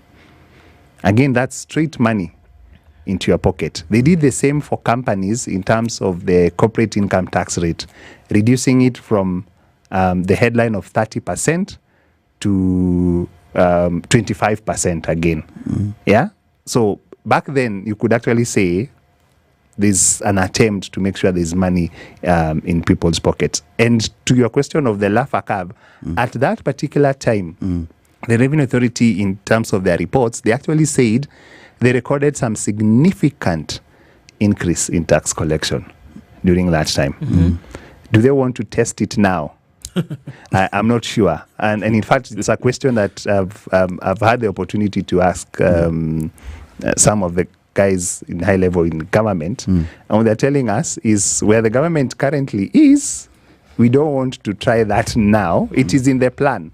For example, we will see it in our medium-term revenue strategy. We want to reduce the PAYE rate.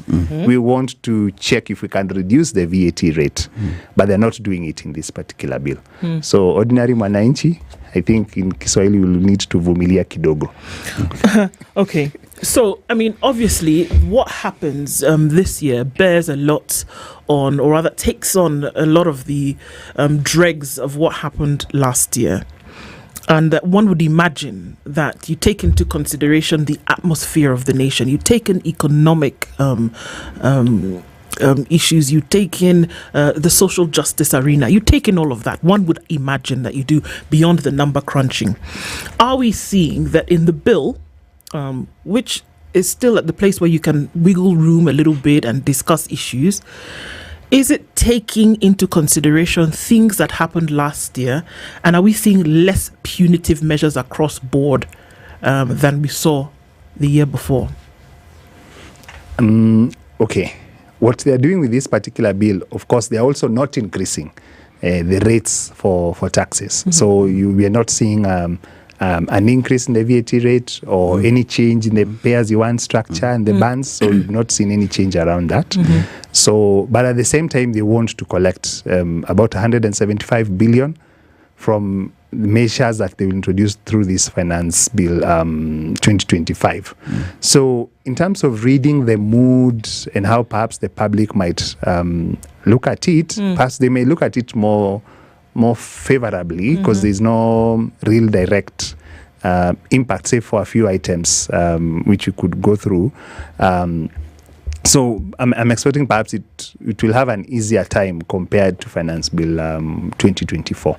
Yeah. Okay. So as of April this year, KRA had collected 2 trillion shillings on the nose. That's the amount that they had collected when they look at the year, right?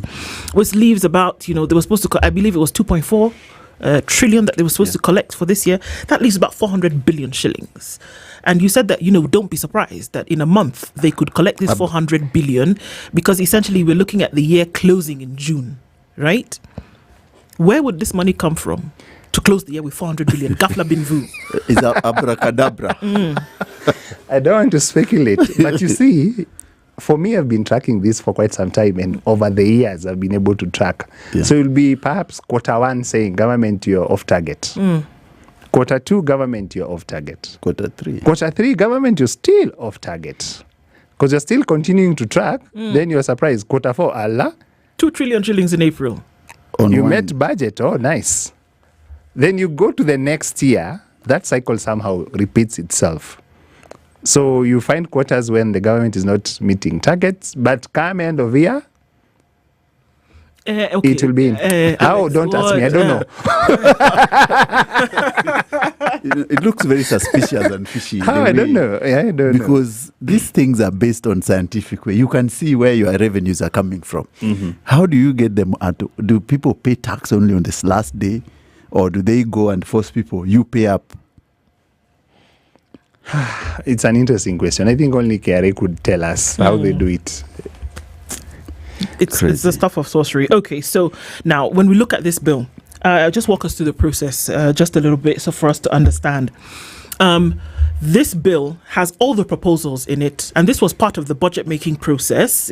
All of these things that we see is part of the process that then started in August 2024 for it to be presented at this time.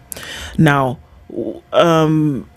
if it is accepted after the process of public participation, whatever that may be, what happens next, and how do we see that now into the completion of this particular budget cycle? Okay.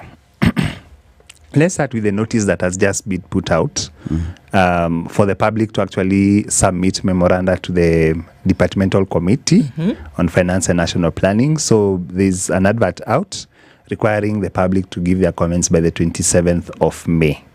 So basically for the input to be considered. Once the input has been considered, that Departmental Committee, they will then give a report to the whole House of the National Assembly.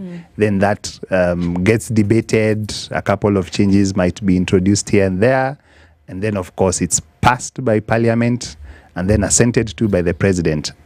That has to happen by the 1st of July. Why? Because from the 1st of July, which is now the start of the government financial cycle, there are particular provisions within the bill which then take effect immediately from 1st of July. Okay?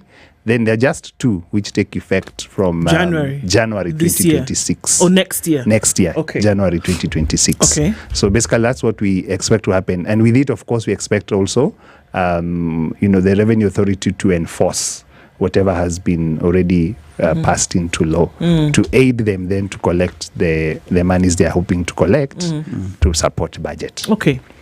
What makes sense, Alex? Because we can look at the nitty-gritty, and I'm sure as we continue with this series that we talk about what's in the finance bill and what exactly it would then mean. I believe one of them, and I don't know if you've come across it, is are we seeing the reintroduction of the eco levy, whereby we see that plastic packaging and all of this will have an additional tax on it? Is that in this bill right now? Yes. So there are two things. So there's what NEMA is trying to do with the extended producer responsibility and the levies that go with that. So of course that will impact anyone also doing packaging.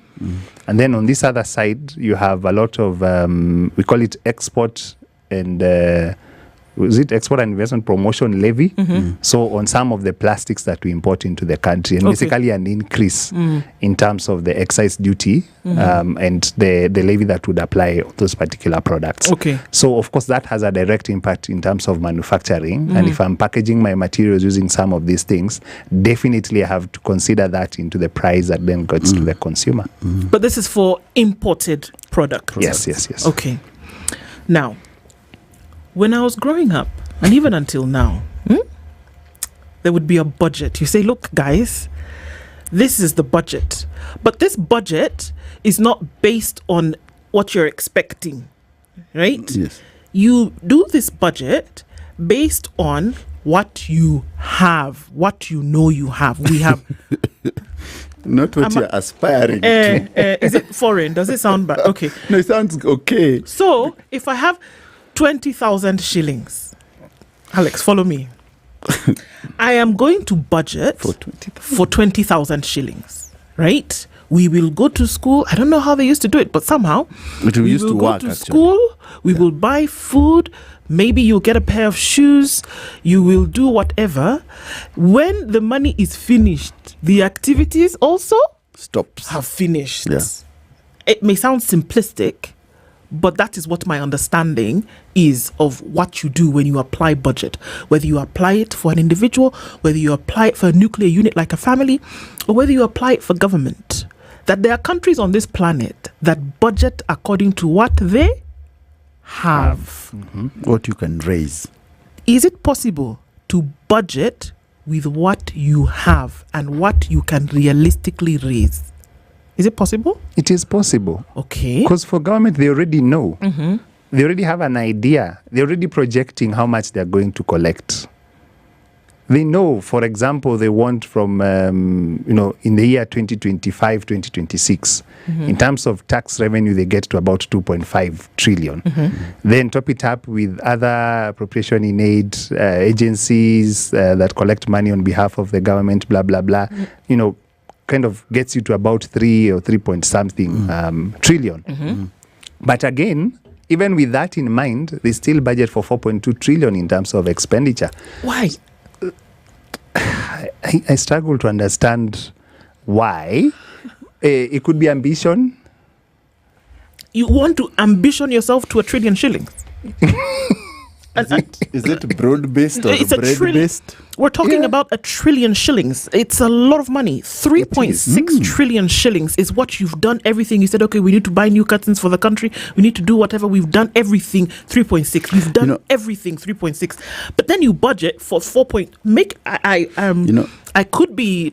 It sounds funny, but I really want to understand that if you budget for this amount of money because you know that is what you need and that's what you have. Why would you need more? You're very correct in what you're saying, because in that budget, I see repairs of the State House. You see, I was right. The curtains. You see repairs of the government facilities, which we do not require. So when you look at that budget, on the repairs alone, and you're budgeting probably, State House was, I think, 2 billion or 3 billion in it. Deputy President's house, 2 billion. Every year, we repair those things every year. Can you imagine what kind of every houses year. Are they? And we repair in billions. And we repair in billions, yes. In every year. And it's in the budget, which you do not have. And that's why Ndu is asking, why can't you just budget with what you have? I don't understand. Unless it's a thing that some governments have to say, well, no, we need to budget for extra because you never know what's going to happen down the line. But that still is in the budget. Emergency is in the budget.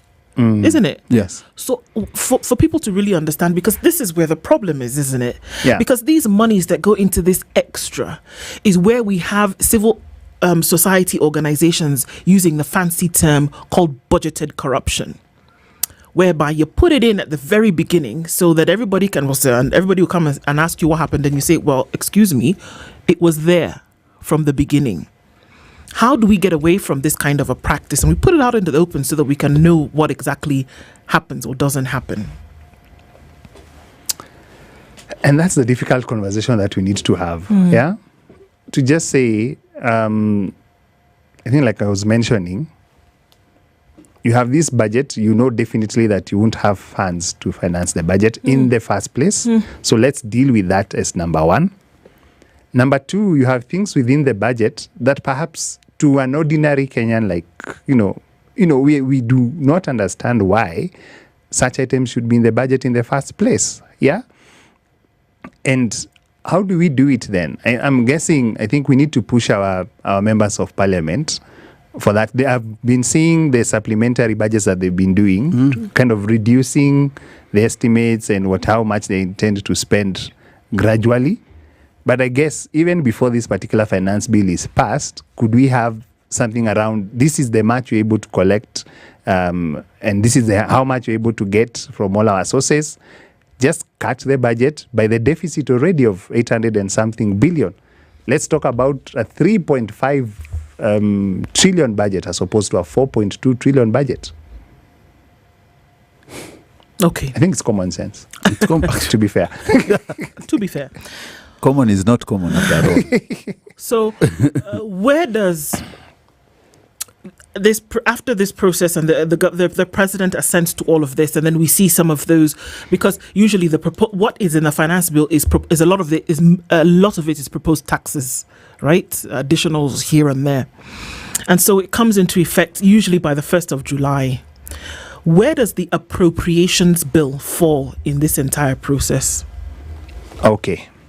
Normally, after the Finance Act has been passed, then we start discussing appropriation, which is basically kind of we've quote unquote secured the money or where it's going to come from, and therefore have the confidence to say now we want to spend XYZ here. So that's the sequence. Okay, that's the appropriate. Yeah. Is it true? True what? Is it true? Because you've said. Yeah, and even though you did it in inverted commas, you said that since now we have secured how we are going to spend, we then go ahead to say this is who and where it will be spent, but you still don't have the money. You don't have the money. You're basically projecting to collect it or raise it during the year. But again, I think I'd perhaps support them to some extent. Okay. You actually need to plan. I agree. So you can't wait to collect the money. It's in the bank and now then start planning you need to have a plan, that's for sure. For spending. So you first get realistic around how much you're going to collect, and then based on that, plan the appropriation, which gets us just back to Square one. the reality of how much. Can you do proper, efficient, and even authentic planning on the backdrop of the kind of debt that Kenya has? I mean, we've looked at these numbers over and over again. For you to look at 100 shillings and about 70 or so of that goes towards debt. That's the first charge on the consolidated account. It's the first one that is paid, and it is more than 50% of revenue goes out into the payment of debt. That is still a present situation when you have a new budget. What does the debt burden play in the budget, or does it not take it into account at all when a new budget is being done? Quite a difficult conversation. And it's basically where we are in terms of how the country is being run. So you have to promise, or you've already promised certain things in terms of implementation. You're perhaps attending rallies and saying, that road from here to there, and then from there to there, and then there to there, we will actually build it, and you've promised, And then you come to the collection side, and you perhaps don't have the money from your own sources. What do you do? Then you get yourself in that cycle of borrowing again, even though you're already carrying a lot of debt, borrowing again to ensure that certain projects are done. Like you say, if 70% is already going to pay debt, how much is left for development? And where will the money for that development come from? And those are the questions. And we have to continue putting it out there, if anything, so that the people who are making these decisions know that the people on the other end actually know. We know that you know. And that's what we want to do as we continue to look into these issues around finance in terms of how the country essentially will spend its money and what it means for the people. So we want to say thank you very much, Alex, for being here this morning. Alex Kanye is a tax and exchange control partner at Cliff, Decker and Hoffmeyer, and has been here with us this morning as we're looking into unpacking the proposed amendments in Finance Bill 2025. Thank you so much, and we look forward to the next. You're welcome. Asante. It's 9 a.m.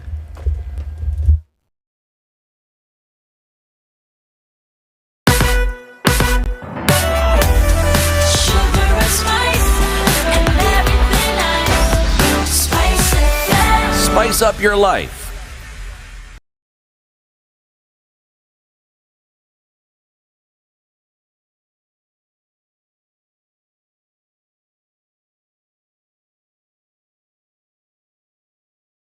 Good morning, this is the News Wire. I'm Leah Ubaga. Kenya and Finland have signed 2 agreements during the state visit of President Alexander Stubb to the country. The agreements on political consultations, peace mediation and conflict resolution are aimed at strengthening relations between Kenya and Finland. Speaking at a press conference after bilateral talks at State House in Nairobi, President William Ruto said Kenya is committed to strengthening bilateral cooperation for the benefit of the citizens of both countries. He said Kenya and Finland are working on cooperation mechanisms in the education, tourism and human resource sectors initiatives, which he said will enhance knowledge exchange, skills development, institutional cooperation and productive linkages. As we mark 60 years of diplomatic ties, we also celebrate the growth of a relationship rooted in shared democratic values and a joint commitment to a just, prosperous, and sustainable world. Finland's expertise in education, technology, renewable energy, and climate action aligns closely with Kenya's development priorities. We look forward to to strengthening existing collaborations and exploring new opportunities. President Starr also expressed his commitment to implementing the agreements negotiated between him and President Ruto. In many ways, it's a paradox, I would argue, that in today's world where we need more cooperation than ever, we're actually seeing a diversification towards different types of transactional deals. We need to work together on the subjects that we discussed today: climate change, forestry, development, global health, technology, economy. Former KICC board chairperson Iringu Nyakera is expected to lead a procession to Karen today to reclaim the office of former Deputy President Rigathi Gachagua, which he claims was unlawfully seized. He shared a statement on Monday announcing plans to lead the protests, emphasizing that Gachagua, democratically elected during Kenya's August 9th, 2022 general election, had been unjustly ousted from his rightful office. Nyakera has framed the procession as a crucial constitutional correction rather than merely a political protest.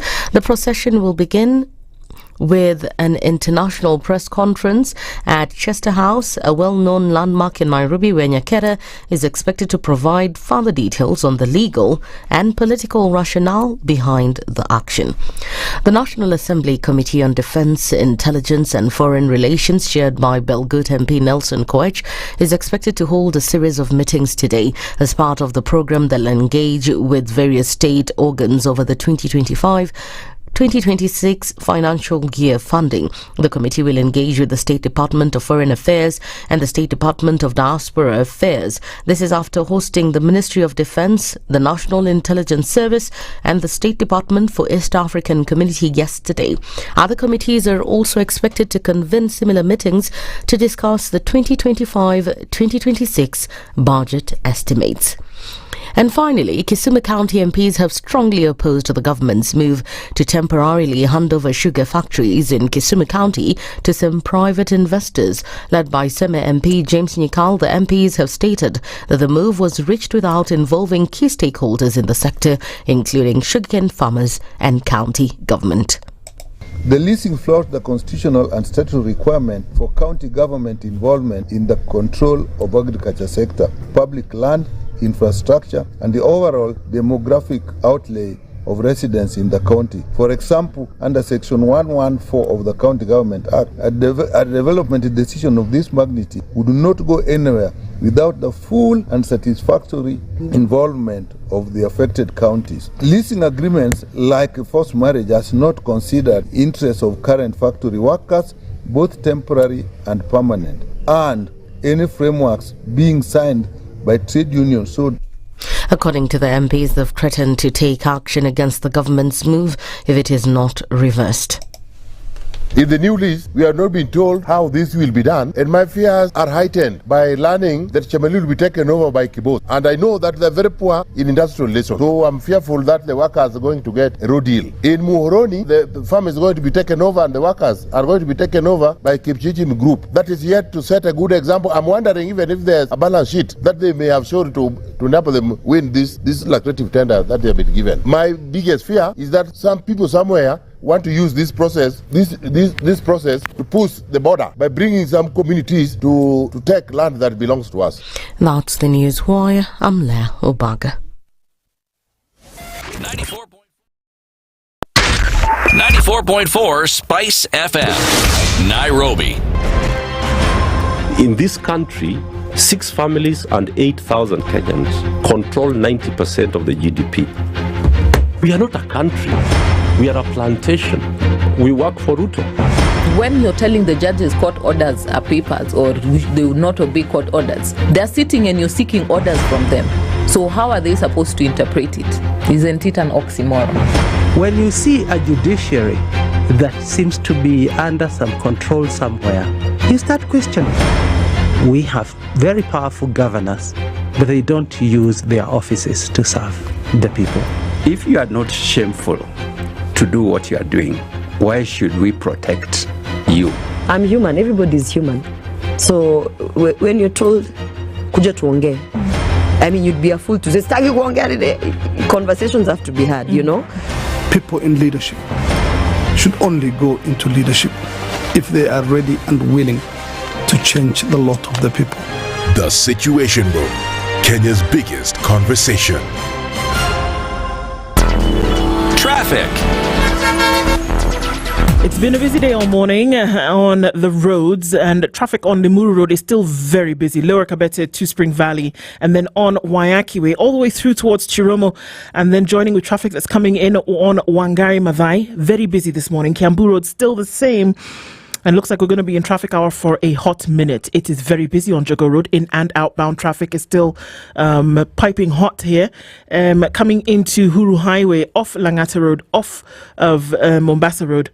Busy. The Eastern Bypass with a little bit of traffic left as you get towards Outer Ring at the junction, and then also North Airport Road. So we're keeping an eye on all of this. Let's see what happens by the time we come out of traffic hour. We shall talk and keep things moving. SpiceFM KE on X, hashtag The Situation Room. Situation Room, the only way to start your mature, intelligent talk every morning. Spice up yourself.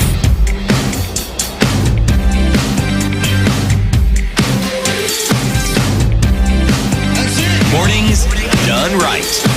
94.4 Spice FM, Nairobi. Good morning. At 8 minutes after 9 o'clock, into the final hour of the Situation Room this morning, Tuesday, the 13th of May. And as we get into other things that we need to talk about today, our final guest for this hour, already seated in the hot seat of the Situation Room. Where are you tuned in around the country on radio and in the region and indeed across the world? And our live streams are up on Facebook, on YouTube and on X. And our audience on KTN. So everybody getting into our final hour of this conversation, rather of this show this morning.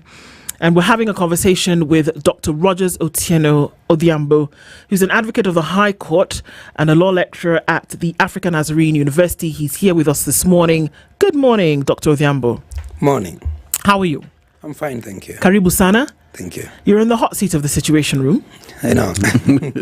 Matters arising here and there require that we have conversations, which is necessary to do every now and then.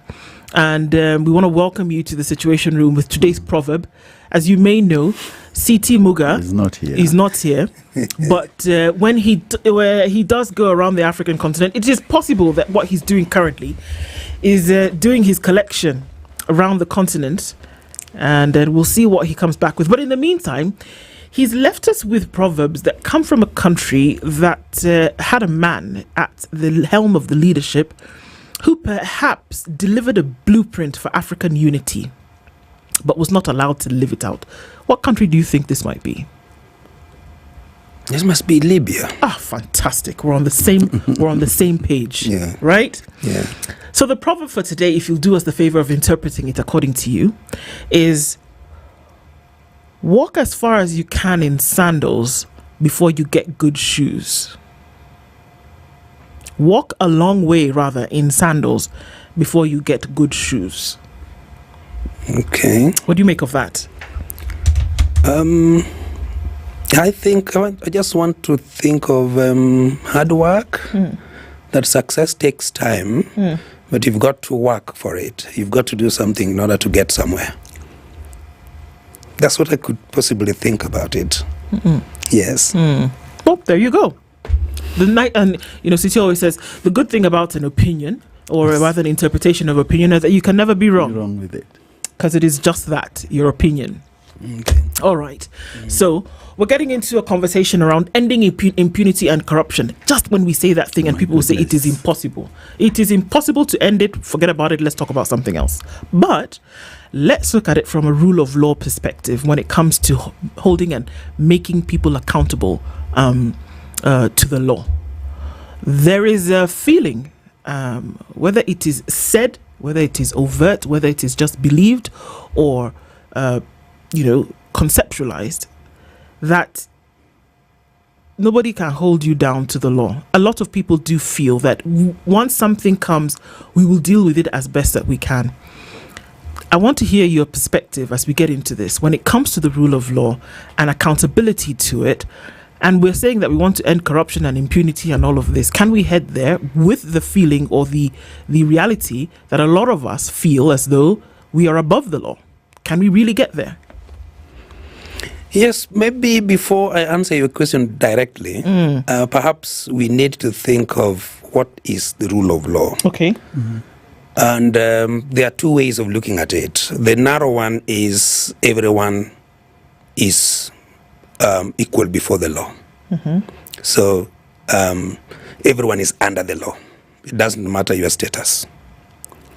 The second way to look at the rule of law is also probably an aspect that you've mentioned, the issues of accountability. And that's the broader way, issues of democratic values or democratic governance, issues of separation of power, issues of fundamental freedoms that countries, that individual citizens actually enjoy in a country, issues of justice, and all that actually are components of the rule of law. Yeah. So yes, but then because you began by saying there are those who are of the view that it's difficult to end impunity. But then if you look at it in the context of the rule of law, generally what we say is that law actually mirrors society. It mirrors the values of a people. And if people think that we've gotten to a point where we can't, then perhaps we need to think of who we are then, as Kenyans. We need to go back and redefine ourselves. Yes. Okay. We are inherently corrupt. We are inherently, our value system is challenged, and we make promises we do not deliver. Yes, and perhaps maybe let me just ask, when we say we make promises we cannot deliver, who are we referring to? The people who make those promises, and we know that... so we talk about leadership. Yes. Because it rises and falls on leadership, we can say that as well. Yeah. But we also need to ask ourselves as Kenyans that where do these leaders come from? From amongst ourselves. The point I'm trying to make, in short, is that we have a problem. And you're saying we are inherently corrupt. If you talk to people now, whether you talk to young people, whether you talk to everybody, thinks that corruption actually pays in this country. And everyone is looking for an opportunity. Okay, from a general perspective, sometimes it's not good to condemn everybody, but from a general perspective, people think, Kenyans, if they were to be quite honest with you, think that corruption actually pays in this country. And that's why I began by saying, perhaps we need to redefine ourselves and look at our value systems. Because a lot has gone wrong.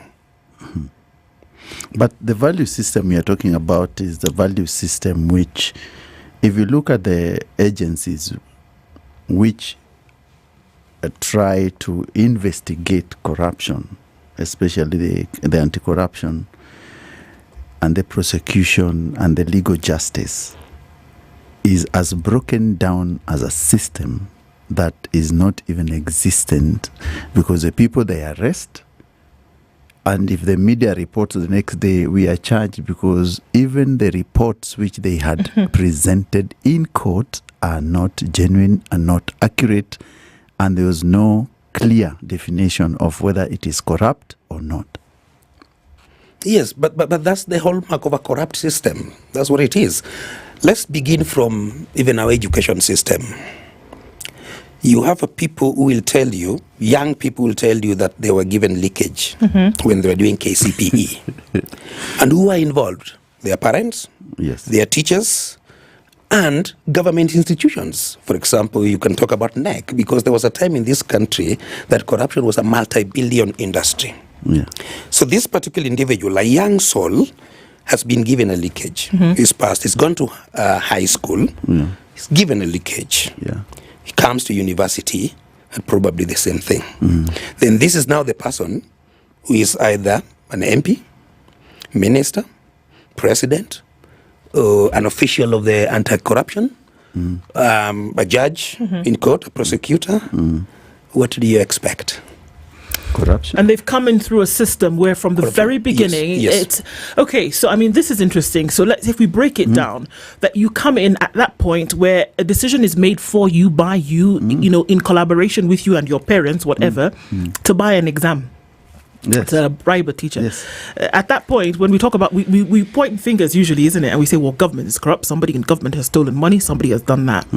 But at that point, I'm not sure where government is involved when you as a parent or you as a child in collaboration with whomever The child is bought innocent. an exam You as a paper. parent. Right? Yeah. Government is not there. It's a decision that you've made. You go up in the ranks and you have achieved a result based on an act that was unlawful, right? Yes. You have done wrong to achieve that result. So you've risen and you've gone through on a fallacious beginning. Absolutely. Isn't it? So what are we doing at the end of society, at the end of the spectrum, at the end of the road, if we've started off on the wrong track? That's why I began by saying, and I think that we need to redefine ourselves. Who are we as a people? Who are we as Kenyans? Who are we as Africans? Because it's easy, like you've said, to say, oh, it's the government not doing this, government not doing that. But what is our role as citizenry? Do we, even when it comes to issues of the rule of law, do we respect those laws ourselves? Such as what? Okay, I'll give you an example. Oh, you're asking me to give you an example? Yes. Yeah, for example, that's the example. Let's just stick with the education system that I was talking about. If I'm a parent, an ordinary citizen, I give money so that my child can pass his oral exams. I am a teacher who is supposed to be training this child. I'm the one doing exams for them or helping them to cheat. Okay? I am. Look at our, even the roads, you are talking about the traffic. Do we even obey those small things like, small rules like the traffic rules? Do we have order? Because rule of law is about order. It's about social order in society. Okay? Do we even observe those rules ourselves, traffic rules? You get to know that you go to the traffic, you're on the road, the traffic is red, traffic lights red, and then the person just right behind you, when you happen to stop, and that happened to me just yesterday. I'm at the traffic, I've stopped because the lights are red, and what it means is that you stop. The person right behind me is hooting because he thinks I'm delaying, he just wants to go. We don't even observe those small things because the law actually is there to help us. The law, the rule of law is actually doing our work as a people, as a citizenry, social order in society, so that we can able to go about our businesses peacefully, harmonious coexistence with one another in society. Whether you think about that business in terms of economic activities, whether you think about your social, whether you think about your security, and all that. So the law is there to support us. But the ordinary citizens don't think that they also have a role to play, that the rule of law really does not apply to them. Do we even think that it's breaking the law? I'm sorry to interject. Do we even think that it's breaking the law? When you're in a line of traffic, for example, and everybody else in front of you be damned, you're going to do one of two things, overlap, or you're going to, cut in the thing. You don't, at that point, we don't think that it's breaking the law.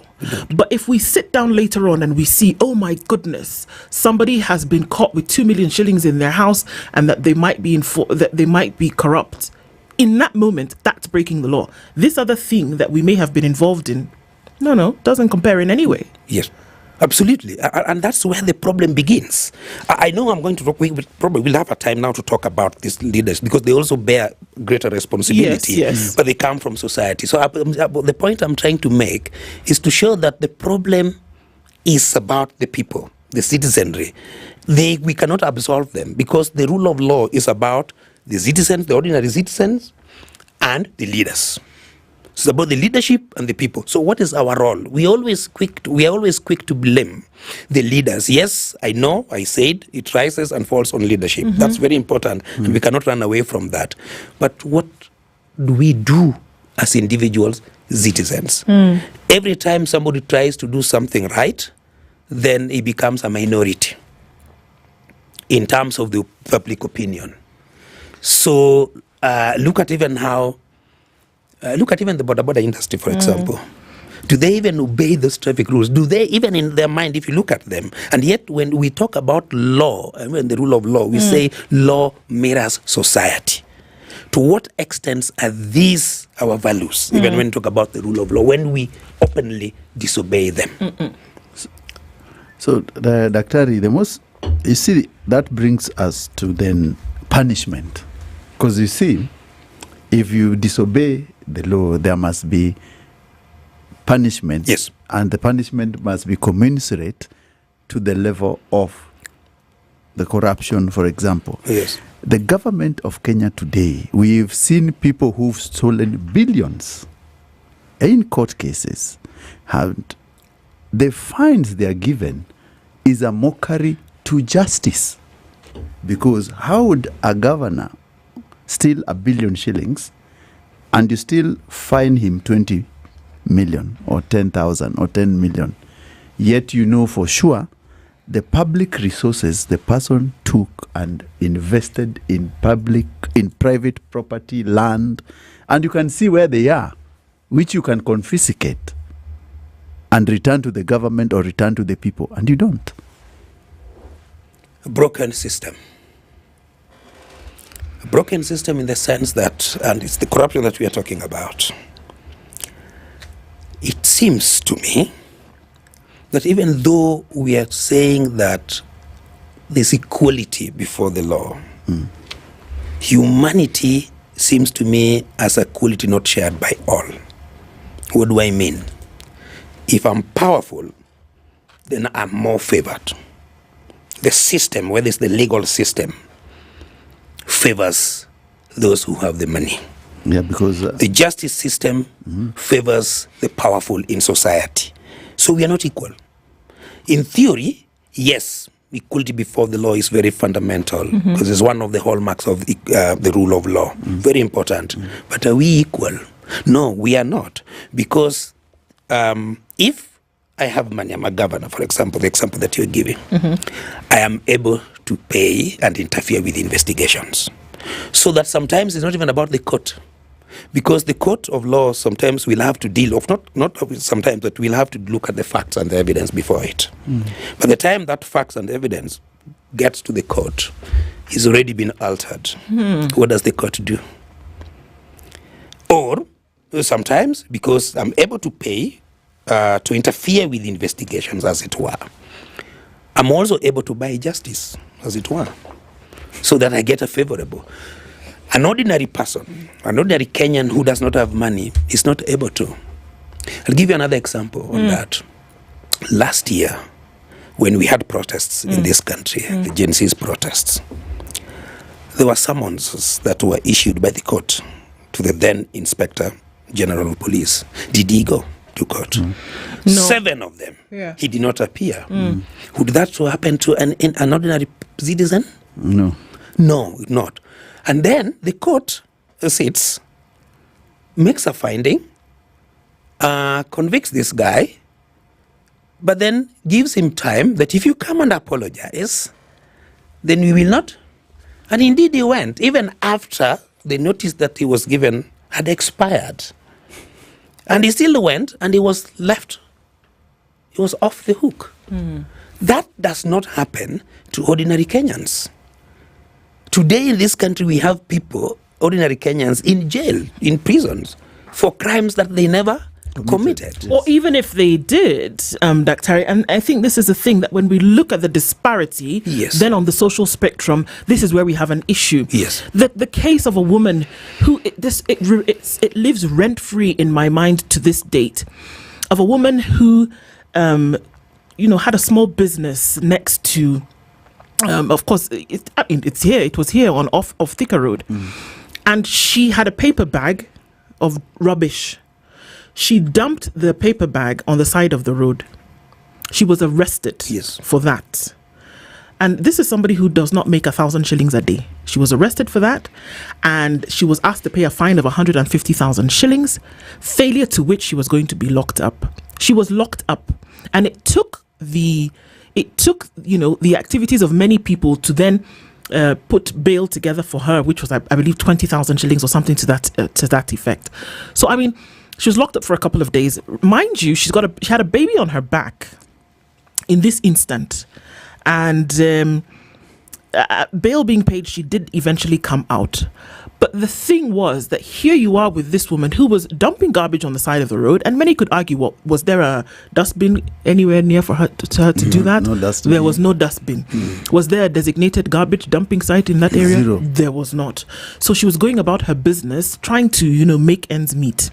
And justice was quick, with speed and alacrity. In that moment, she was arrested, quickly thrown into the back of a truck, gone, done.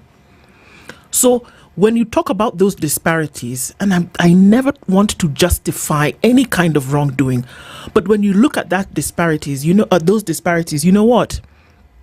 That is why people overlap. That is why people do these things that you would essentially mean petty impunity, because they've seen that the folks who are able to get away with stealing billions can still run for member of parliament and win. Can still say, I want to be governor, I want to be president, when there is even a whiff of some kind of impunity on your image. You should actually step back, but that doesn't happen. And it's almost as though the law or the situation is encouraging this impunity, because it doesn't deal with the ones who have been involved to a grand scale. The law deals with these issues. We are the ones who have elected to disobey the law, because the law is there to do our work. It maintains social order, like I said, protect liberty, protect life, property, and all those freedoms that the law affords us. And what, therefore, because the law is doing our work, what the law expects of us is to obey. It commands obedience from the citizens. So, and you see, even these things that we call these small things is what actually informs how we look at things. And that's the problem. Yes. Because then the police knows that he'll demand a bribe from you, because you are going to pay. Anyway, you're going to pay. And sometimes we don't even wait for them. You just give them to ask us. We pull them aside and we give them. In fact, more times than not, we are the ones who actually put them aside and give them, because they're inconveniencing us. We don't want to subject ourselves to the law. We don't want to go to the court. We've been found on the wrongdoing. We don't want to subject ourselves to the law. Yes, we are law's subjects, but we do not want to subject ourselves to the law. It does not make any meaning. So for me, I think that's problematic, because then and look at even the leaders that we have. What don't we know about them even before they take those positions? Chapter 6, should we just then abandon it completely? But yes, and you say it's not to abandon it completely, but is it to what extent is chapter 6 a Kenyan value when we talk about integrity? To what extent? Because we must ask that question. And we must find answers for that question. Because when you look around, to what extent would you say that chapter 6 is a value? Is it a constitutional value? Yes, maybe we can say it's a constitutional value, but it's not a Kenyan word. Well, because when we say that law mirrors society, that law should mirror people's values, who you are as a people, so that when you see something happening, you don't even have to know anything about the law. You don't even have had to go to you've had to have gone to school, but then what he is doing is against our values as a people. He can't do that. And I've seen other countries, people do that. You find somebody who cannot even write, cannot even read. He's saying, no, that's against our values as a people. What that person has done is wrong. He's condemning a public official who has made a mistake, who has gone contrary to the law.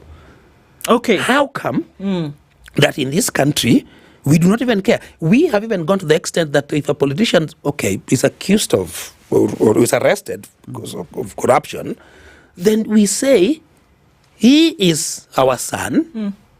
If he has eaten, then he has eaten on our behalf. It's our turn to eat. And we turn these things about communities. So then a community is being targeted, and yet as an individual, I'm being targeted as an individual who has contravened the law. And then the entire community is whipped. And they come and they say, yes, stand with you. Okay. So we're going back to a corrupted value system, and we're saying that this is the genesis of all of this. Yes. So then the question begins, because oftentimes we can talk about how bad the situation is, but we must be solution oriented. Yes. Because this thing is eating away at the core of who we are. Yes. Whether we're here in Kenya, whether we're across the continent, in the southwest, north, wherever it is, that it's eating away at the very core of who we are. How then do we recalibrate? That's my word for today. I've used it in another conversation, and here it is coming in again. 10 times. Yeah. So let's come back from this break. Let's take a break and then come back and say, okay, so which way then? Dr. Rogers Otieno Odhiambo is an advocate of the High Court and a law lecturer at the Africa Nazarene University. Ending impunity and corruption, is it possible? Perhaps it is. We'll look into that when we come back from this break at 28 minutes to 10.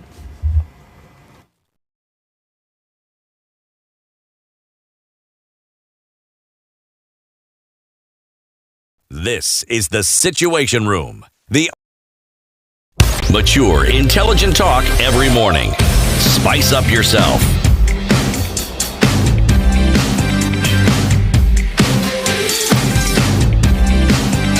Mornings done right. 94.4 Spice FM, Nairobi. The weather with Spice FM. Sunny conditions at 19 now in Nairobi. It's 18 and sunny in Nakuru, with 20 and sunny conditions into Nyeri. 18 and sunny in Eldoret, while Mombasa is still raining pretty heavily at 26, and we're now seeing light rain showers at 26 into Malindi. Partly sunny at 23 in Kisumu, with Kakamega sunny at 21, and it's sunny at 24 into Kampala, while at 14 Johannesburg, warming up ever so slightly, is sunny. Mogadishu at 29 is sunny, with sunny conditions at 21 in Addis Ababa. It's cloudy in Lagos at 26, with sunny conditions at 24 in Kinshasa, and Beijing at 30 is sunny, with Paris 13 and sunny, and it's partly sunny at 14 in London, with cloudy conditions at 17 in New York. Spice FM. Spice up your life. Traffic. All right, the clock says we should be coming out of traffic hour, and that heavy situation in most parts of the city now dying down. It looks good on the Eastern Bypass coming towards North Airport Road, and Jogo Road still pretty busy. In and outbound traffic is still quite something, and also on towards Landis. So that's still pretty busy right about now. It is very busy still on the Thika Superhighway coming in from that Allsops Junction, and the Limuru Road extremely busy still, with some traffic still on Kiambu Road. The Northern Bypass is still quite something. And yes, Paul, coming in from Thedigwa, we still have that traffic this morning. We're going to keep an eye on all of this through the morning still. Talk to us where there's a trouble spot. Spice FM KE on X.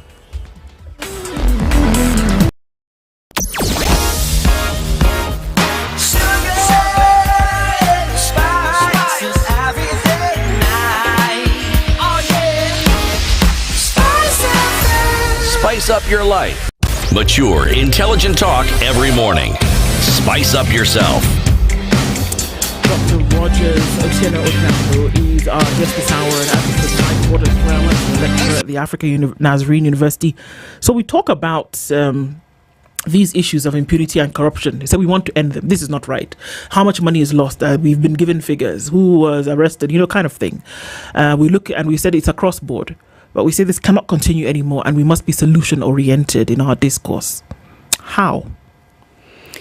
How? A very difficult question. My view is our humanity is at stake. Our humanity as Africans, as Kenyans, is at stake. We no longer care about others. We no longer care about people. We are never mindful about what happens to others, so long as I'm able to benefit. That's why, if I'm heading the health ministry, I can steal funds meant for medical supplies, and people die, and it does not affect me. It may not even be about corruption. It may not even be about the respect for the rule of law. It may not even be about impunity. The problem It's about our humanity. I think we've lost it, perhaps because of the fact that we were brutalized, but that can also be an excuse by the colonial masters. The state that we inherited from the colonial masters was not designed to help Africans. And that's what we inherited, and therefore those who occupy those positions do not even care about ordinary citizens. It's about themselves. So, we need to re-examine our humanity so that we can begin now to be mindful of others. Because at some point you thought that, you'd imagine that, okay, the church would have the moral compass and ethics to point to the ills that bedevil the society, but the state has co-opted the church. And that's why during national celebrations, these people are given, those medals, those awards that people are given. And that's why every so often, we see them having a meeting in State House. We see MPs being called in State House, and then you also hear that when people go to State House, our leaders, they are given what? Envelopes, whatever that means. So for me, it points to a deeper problem of humanity. We need to know who we are as a people, what challenges we are facing as Kenyans, just here in Kenya and across the world. Then that way, we can be able to redefine ourselves. There's an allusion to the possibility that when we see what we would call correctly abiding citizens in any nation, that there was something that happened. Yes. That made them cross over. Yes. That, there could have been, misbehavior along the lines and things were getting really bad. But something happened for that to change. And usually, if you look at the science, if you look at human nature and the study of it, is that there was either a threat to your freedom or the chances that that freedom would be taken away if you continue to behave. What am I saying? That there is a precedent set whereby there is some kind of punishment for wrongdoing. And when you see that, you realize, well, it could be a reset on the brain. And you say, I actually don't want to do that. And it cannot just be the you and me. It's from everybody across the spectrum. That it doesn't matter who you are. You do something that is against the law, you will suffer the consequences for it. And so it sets precedent for others to say, okay, I don't actually want to be caught here. And we find that people who found their way back or have been able to, reset, have had to go through that situation. Is that something that needs to happen? Do we need to see people jailed? Do we need to see that this business of talking to somebody on the side of the road is not going to happen before we change things? Or we just shoot them. Like Jerry Rawlings did in Ghana. Yeah, you remember there was a time in this country, that was 2003. I remember when the Kibaki came to the Kibaki administration. Ordinary Kenyans even began arresting police, even police themselves. So something happened. I think even by the fact that we are having this conversation, the role that the media is playing, even by having this conversation, the fact that we can sit here and talk about impunity, talk about corruption, for me that's a contribution. But I think this needs for a mind shift. We need to have conversations because things are not good, and when things are bad, it's bad for everyone. Okay, so if you look at even our national anthem, what does it say? Justice be our shield and defender. Justice be our shield and defender. Do these things even make sense to us? Do these things even make sense to us? Justice be our shield and defender. Is justice our shield and defender in this country?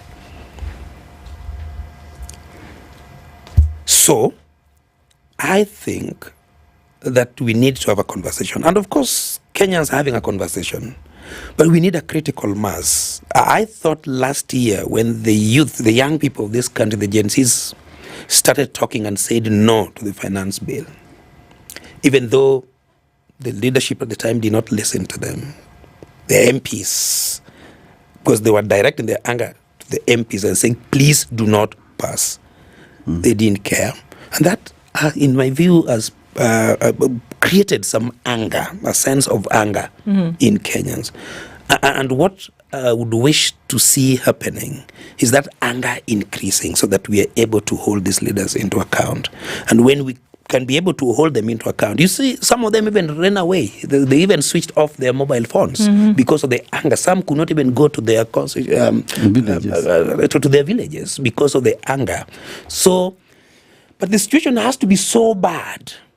You know, it has to be so bad for that kind of revolution that you are talking about to happen.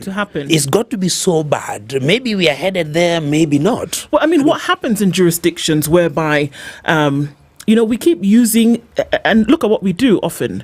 We use the Southeast nations as examples of how economies are able to do so well. But do you know what those same economies do?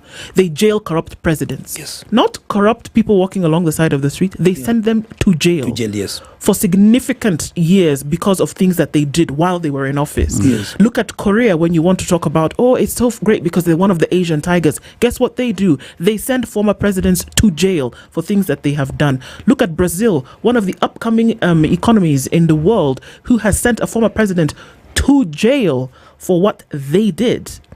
Members of government will not be caught with their pants down because they realize, hang on a minute, this thing that we call the law is serious.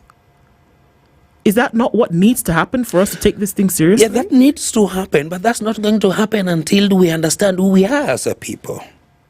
Because if you arrest me, assuming I was holding a public, maybe a member of parliament, for example, from my constituency, or I'm a cabinet secretary, for example, you arrest me and you send me to jail, then it's about my community, it's about where I come from. You're targeting us. You're targeting us. Okay. And they whip the emotions of a so community. whip them, and that has happened all the time. And then we see people demonstrating. See, our community is being targeted, or they don't like us. We are not wanted as a people. And that, of course, also poses challenge. But I'm not saying that it should not happen. It should happen. But how is it that we have no regard? Because even us, we also have laws that should send people to jail. How come we are not doing it? The Gen Z. So I think we need to get, the situation needs to be so bad.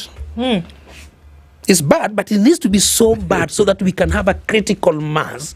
I want to see a situation where people in Mombasa, people in Kisumu, people in Northeastern, people everywhere is speaking with one voice, as it almost happened in June of last year. But it's where not, people speaking in one voice.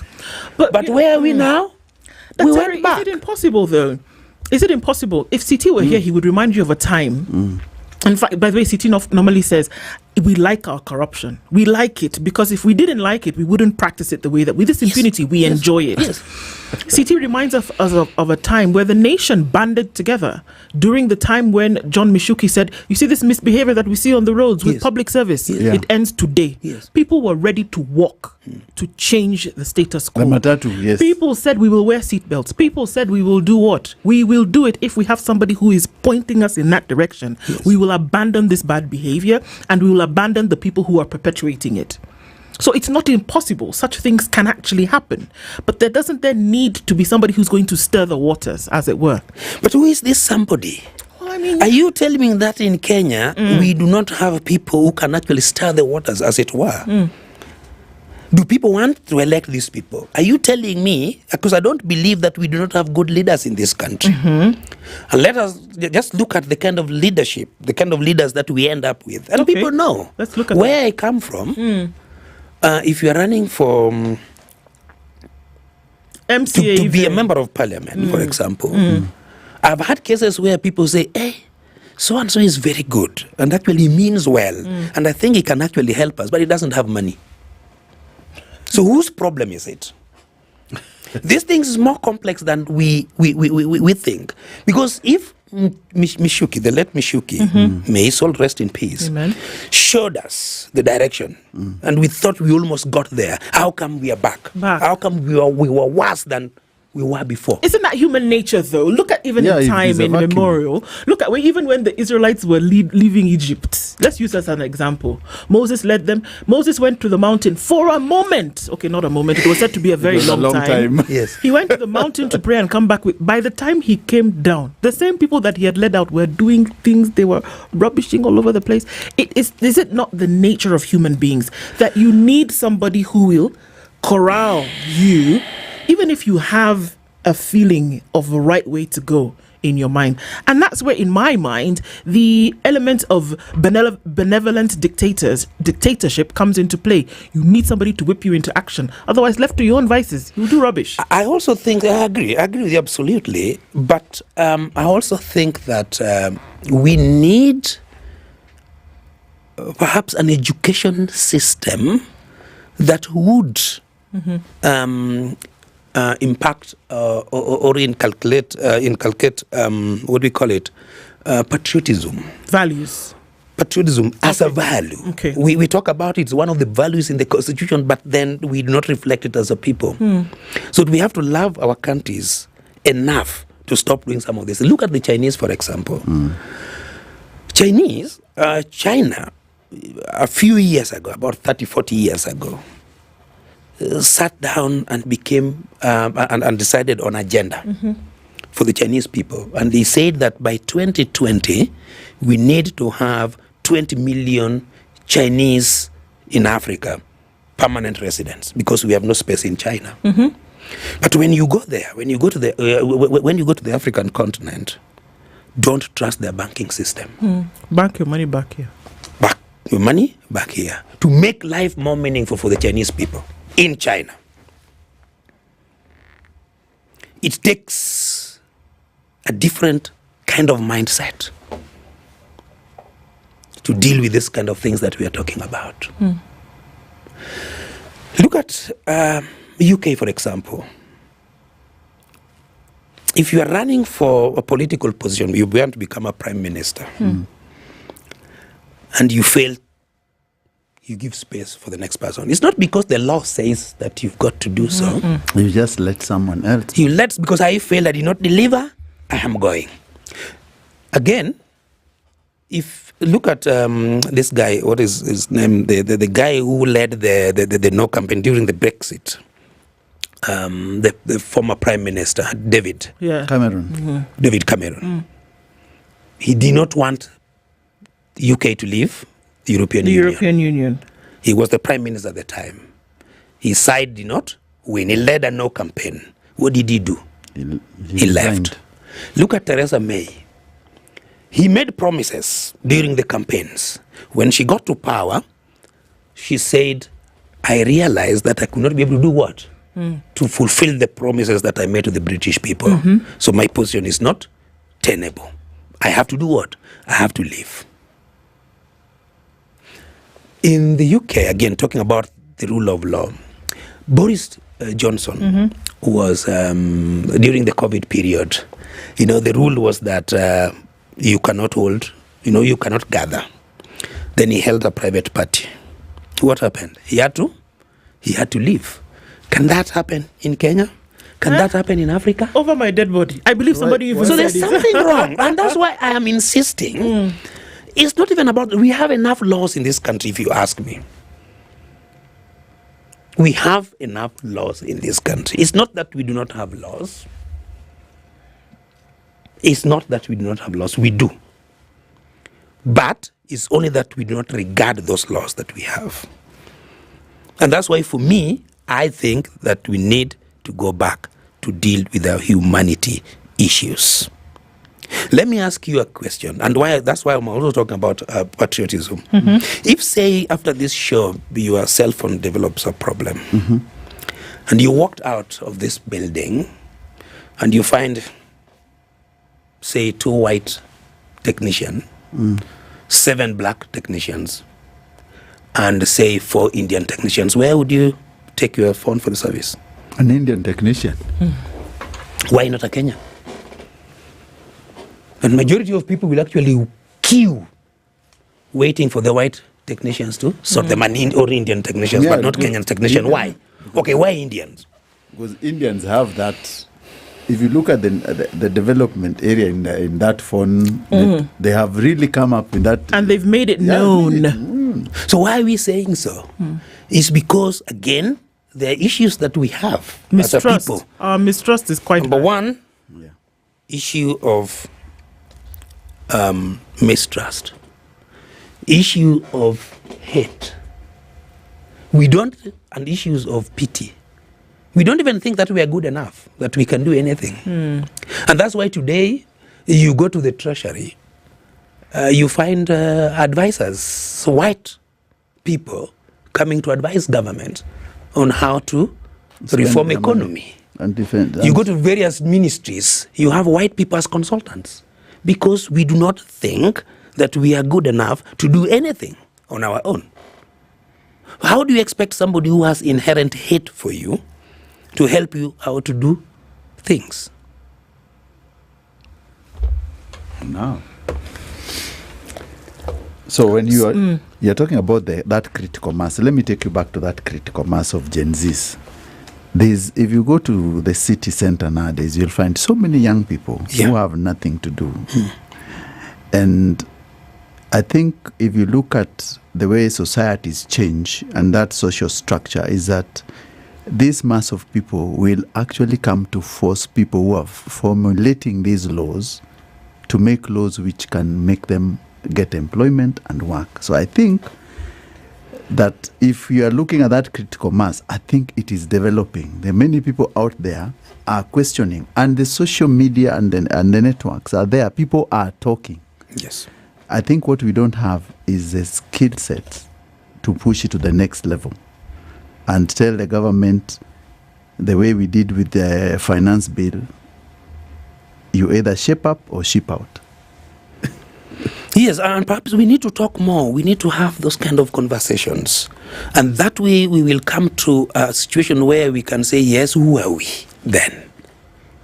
Who are we? What do we want? What challenges are we facing? How then do we address these issues? So conversation, yes. But would you say, even from what you are describing, would you say that we are there yet? You know, even as you say this, and I'm just looking down at something here, is the realization that over time, we've seen countries have had to craft. The same China that you talk about came from a place where poverty was unbelievable. Yes. That it was abject then they could see easily that hundreds of millions of people were going to plunge into, and they said, and this is the thing, that they said, you know what, and it was not just one person. It was a community of leaders who essentially put one person up in terms of the party and said, you know what, if we continue in this manner, we will die. And one thing that we must do, we have the people, we have the resources, we look insular, we come up with plans and we stick to them.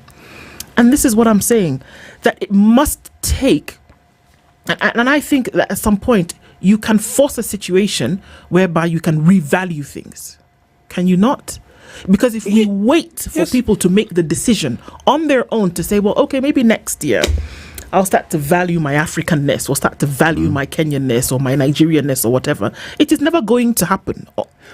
I agree with you unless absolutely. It's inherent. Yes, I agree with you absolutely. Because even the Chinese, like we say, you know, they had to sit down so that they redefine themselves. And actually for Chinese, members of political bureau, they are just about 7 men who decided that we needed to know who we are as a people and what challenges we are facing in China and in the world, and how to overcome them, those challenges. And then came up with a blueprint. What's happening for us? China has an agenda for Africa. Africa does not even have an agenda for herself. And that's why China can even call African leaders in China to go and attend a conference there. And all our leaders rushed there to China. You saw, was it last year or was it early this year? Last year. Leaders went to China. It was this year. It was this year, yes. Leaders went to China because China has an agenda for Africa. They sat down and said, we are going to get there. How are we going to do that? How are we going to get there? Let us renovate their AU headquarters in Addis Ababa. Let us renovate their state houses. Let us do all these things. Let's give their children scholarships, and the children of the politicians given scholarships to go to China. They have an agenda. We do not even have an agenda for ourselves. And we have actually failed also to put these leaders to account. What does it mean? And when you talk to young people, I get an opportunity to interact with them a number of times. Sadly, you know what they tell me? Corruption pays. And I think I've said that. They see and they tell me, sir, we have people even bought jobs because they were able to pay for them. They wanted to join the army, they paid money. They wanted to join the police, they paid money. So corruption pays. Don't tell us that corruption doesn't pay. What we are opposed to is opulence.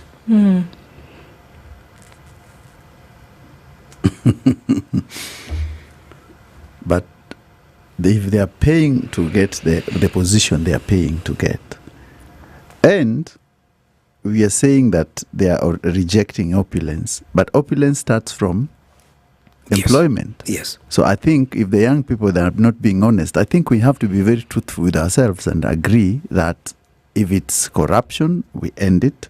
If it's that opulence, we end it. If it is getting even shortcuts to employment, should not be allowed. Yes. So and that's why I'm saying it takes a different kind of thinking. Because how then do you convince this person that corruption is bad, and then they're telling you it pays, and they've seen the benefits of corruption. They paid for it, and they were given leakages in KCPE, leakage in KCSEs. They have had shortcuts and passed their exams. They have bought jobs, and they can give you examples of people they know. And then they're telling you that the government cannot employ all of us. So if I know you, you'll do me a favor. And if I'm able to buy, so it pays. And what we don't want, we know, even during the protest, after the protest, we're having a conversation. And then what they're saying is that we know that corruption is there in this country, and we don't have a problem with that. What we have a problem with is the opulence. Don't show us that you are corrupt and all that. You see, the problem also about this corruption thing is that we have a tendency, and the late Professor Ali Mazrui actually talked about it, that in Africa we have this tendency of borrowing things that we can't even put to use. We have the tendency of acquiring wealth overnight, but we do not even have the capacity to produce the same wealth. Okay? We have the tendency in Africa of even wearing those very expensive watches, but we cannot even have the capacity to watch the watch to know what time it is. We don't even know what time it is in Kenya, in Africa. You're wearing Patek and you don't know the price of Patek. You're wearing Rolex, but you don't even know. The things that we show off our wealth, but we cannot produce the same wealth. I think those things that you've said, those things that you've mentioned, and those are the elements that we need to grind them. Yes. Parents would often say, we'll tell you the things that you don't want to hear in order to make you so uncomfortable that you will either change or die. It really is up to you. And I have to say that it's good to hear these things, and we need to keep these conversations front and center. And we're looking forward to a time where you can come back to keep these conversations front and center. Dr. Rogers Otieno Odhiambo is an advocate of the High Court and a lecturer at the African Nazarene University. We've been talking serious things this morning, necessary for us to do. Thank you so much. Thank you. Thank you for your time. Thank you for being here this morning. Charles? Yeah. We'll do it again. We do this again and again. And again. Yeah. Thank you so much. Good morning. It's 10 a.m. Thank you.